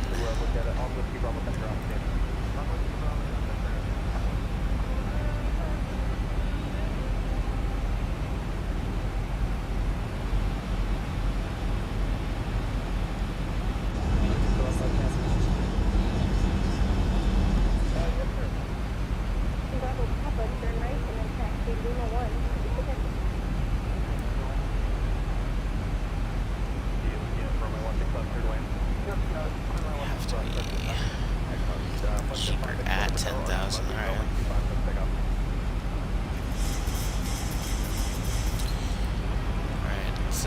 There she blows. Jesus Christ. Denver, you're very wide. Alright, we're going for, this is our runway. 16 left. Denver is enormous. Drag required, yeah, right.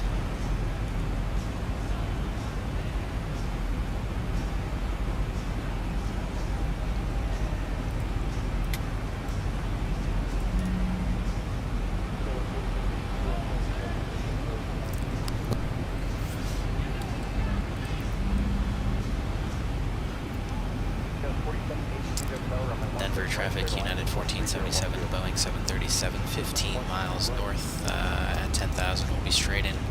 Runway 16 left, Denver.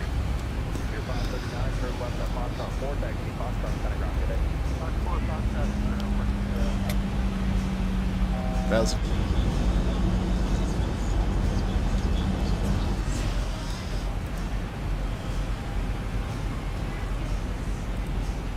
Oh yeah, that's what I was gonna do.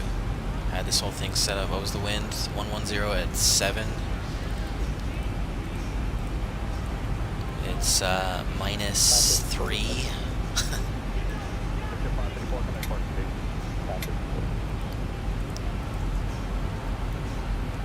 299 or 8. Flap 30. Adding 5 to the VREF. OG Loc. Grab the slope. Flaps 5. Or, well, flaps 1. Should we slow down?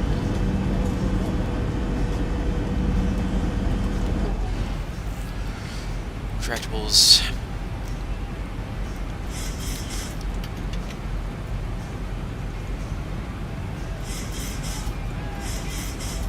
Alright, flaps 5. Yeah, that's good.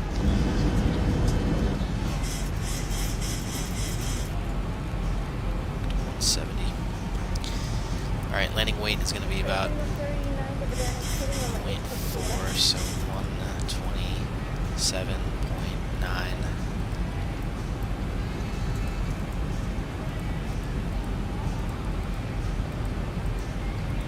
Yeah, auto brake 1. Idle reverse thrust. And wow, we are not slowing down. Let's use the gear. Cabin. As advised, we still have a fucking like 23 knot tailwind. Hopefully this turns around. There's your problem. 2,500.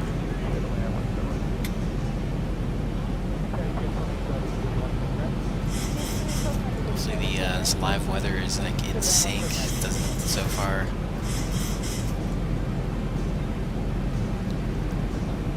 I don't know.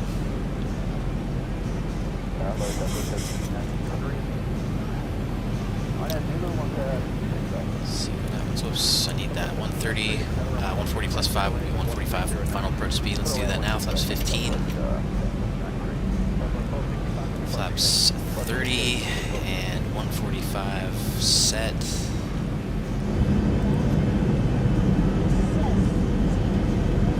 Speed brake armed.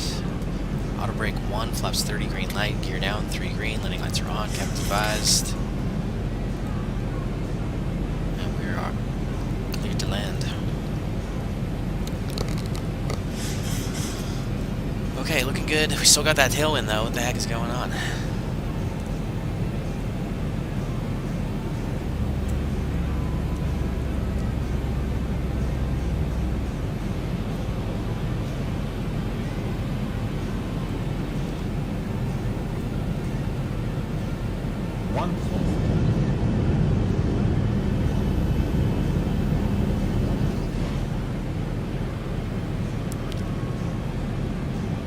Alright, still got a tailwind. What the heck? Alright.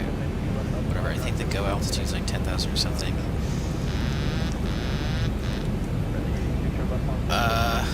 Perfect timing. My aircraft. There, whoops. Leave that on tally ho.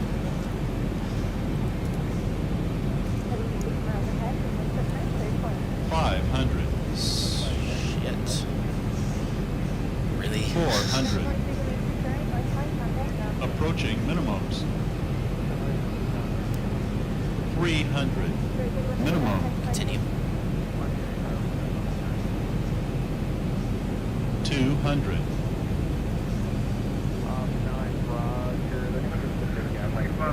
100.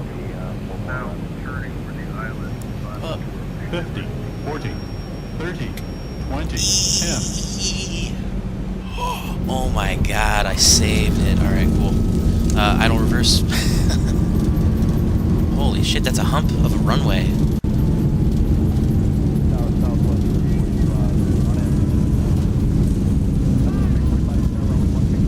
80 knots. Let's go manual braking. Reverser stowed.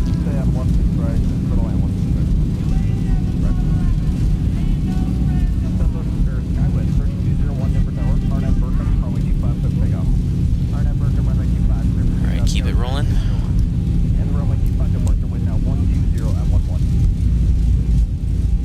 We'll vacate. I think this is going to be Foxtrot 4.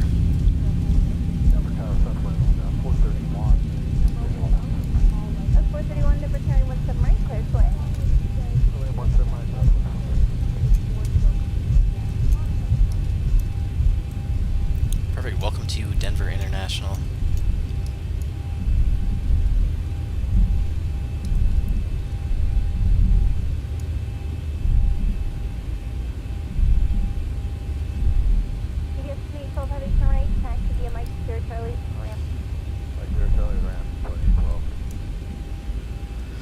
Come on. Don't disconnect me.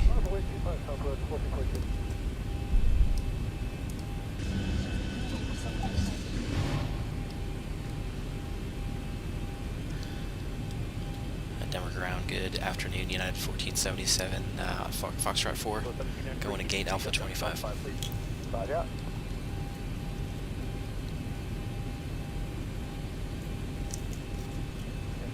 United 1477, Denver ground, welcome. Taxi to the Alpha gate via Foxtrot Alpha Sierra. Alright, taxi via Foxtrot Alpha Sierra, United 1477. Alright, sweet, let's clean it up.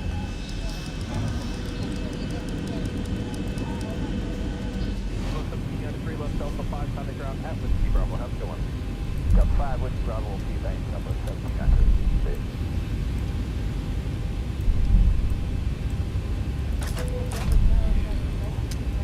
Who's on the bus? Go round and round. Lights off. Alright, Foxtrot Alpha Sierra. I think we actually, to get the Alpha 25, I think that's on the north side, so I think I actually need November. 5, let's take off.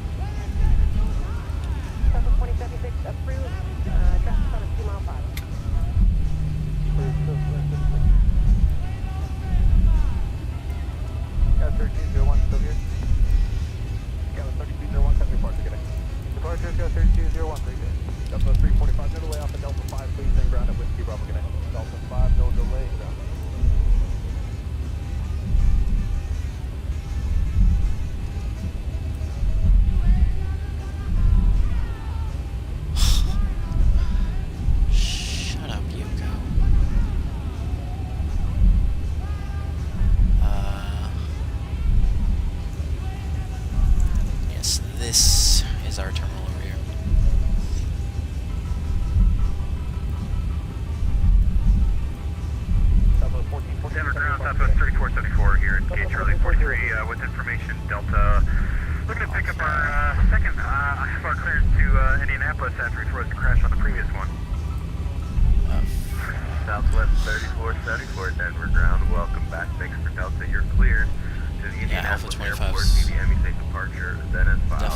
north side. It's odd. The odds.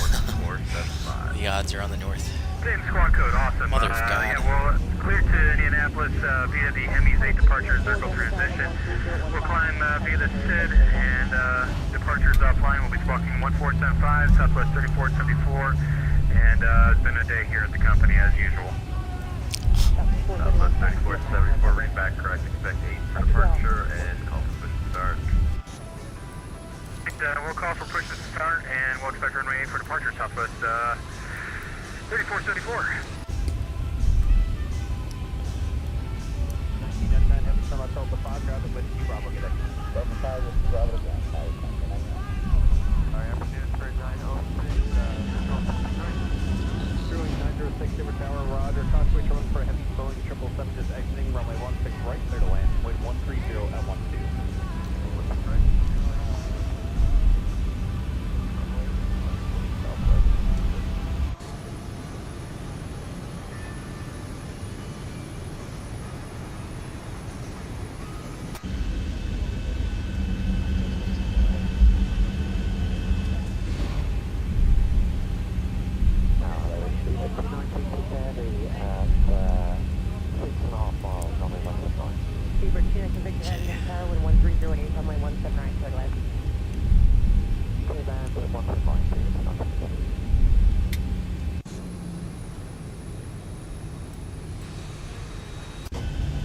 It's a little uphill.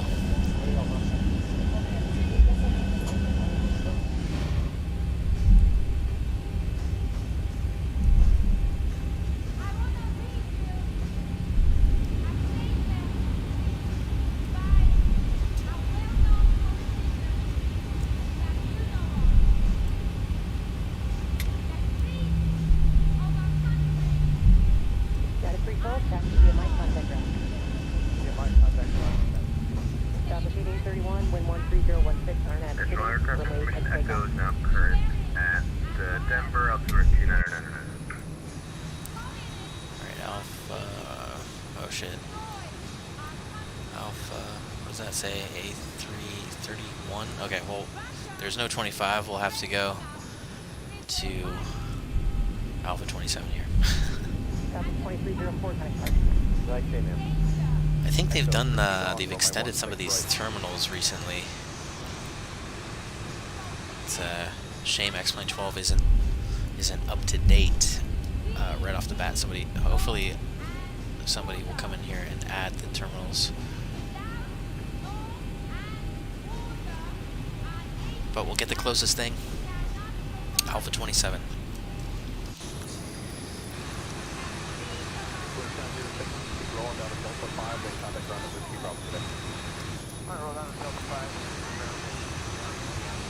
Alright, come to a halt.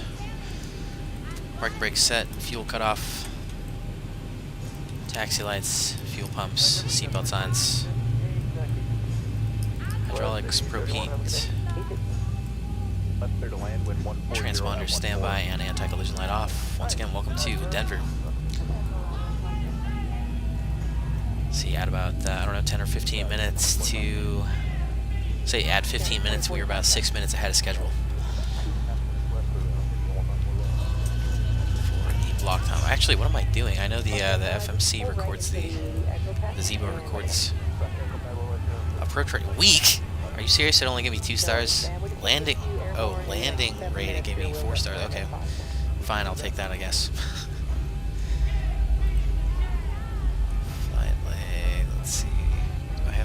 Does that work, or do I have to open the door? Denver grounding at 1934 with you. Just vacated 35 left. We're going to Bravo November today. What am I doing with this? I need to go to, what am I looking for? Flight log. No, I need to open the door. Mike, Bravo November, United 1934. Thanks. There we go, block time, 1 hour 32 minutes, or whatever, 4 minutes ahead of schedule. Still made some good time. And had a decent touchdown. Saved it.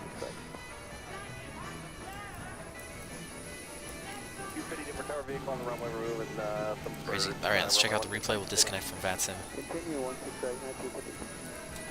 1310, Denver Tower, wind 14014, RNAV, Tatum, runway. Be kind, rewind.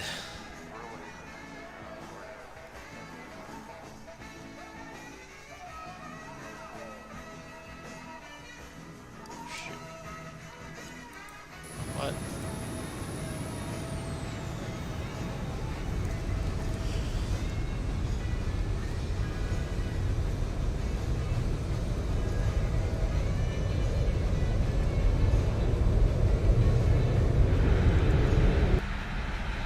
What was that?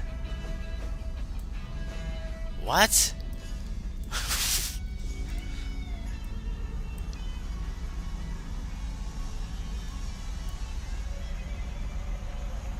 Max 1321, Denver Tower, What? 1409, RNAV, Raider, runway 17 left,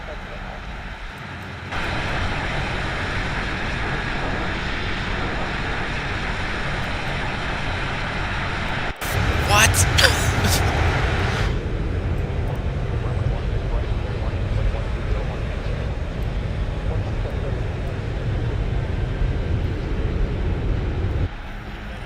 Never before have I experienced this. Okay, what the hell? I just lost the scenery. What the hell happened? Did I run out of memory or something?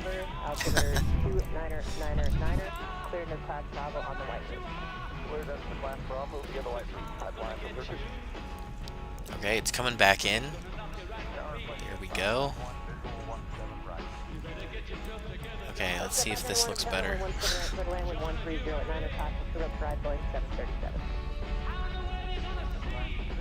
No? What? It's still... What is going on?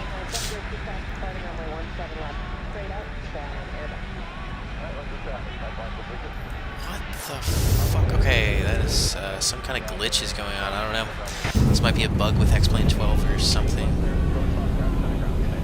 Or just some weirdness going on.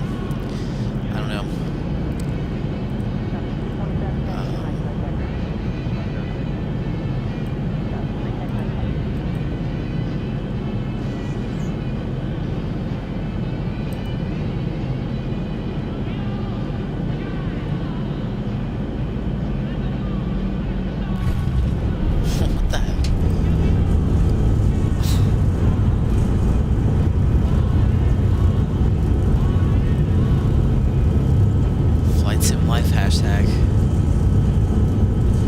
Drops down and like, okay, it's doing some glitches going on here. What the f— and then the scenery doesn't load.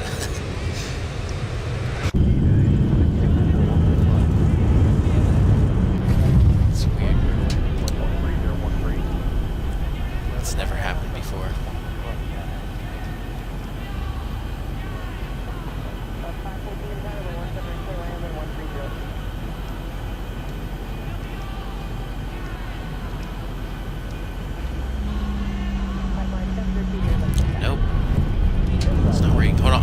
Let's try going out of replay mode and then back into replay mode.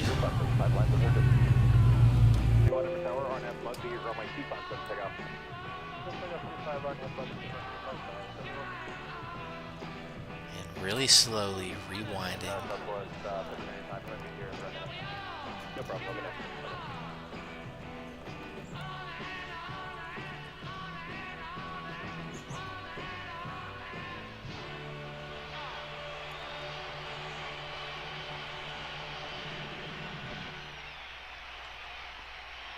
Okay, now, hopefully, there's no more shenanigans. 50, 40, 30, 20, 10. What? Nope, something still's going on. What the f— that didn't happen during the landing, did it? No, that's, yeah, some kind of glitch is going on, unfortunately. Let me guess, it's gonna plop down and then... Oh, okay. Well, at least the scenery didn't disappear that time. Strange things. Very strange things. It's like offset or something. 500. Maybe it has something to do with 400. like the altimeter and the weather changing. I don't know. I have no idea. I have no idea. 300. Well, that is unfortunate. So we're not going to 200. be able to see what really happened. 50, 40, 30, 20, 10.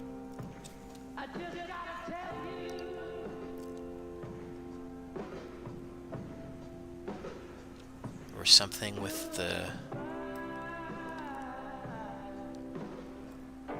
Oh, fuck. There goes the scenery. Great. Alright. Oh, well. I'm just going to have to bring the stream to a close. Like so.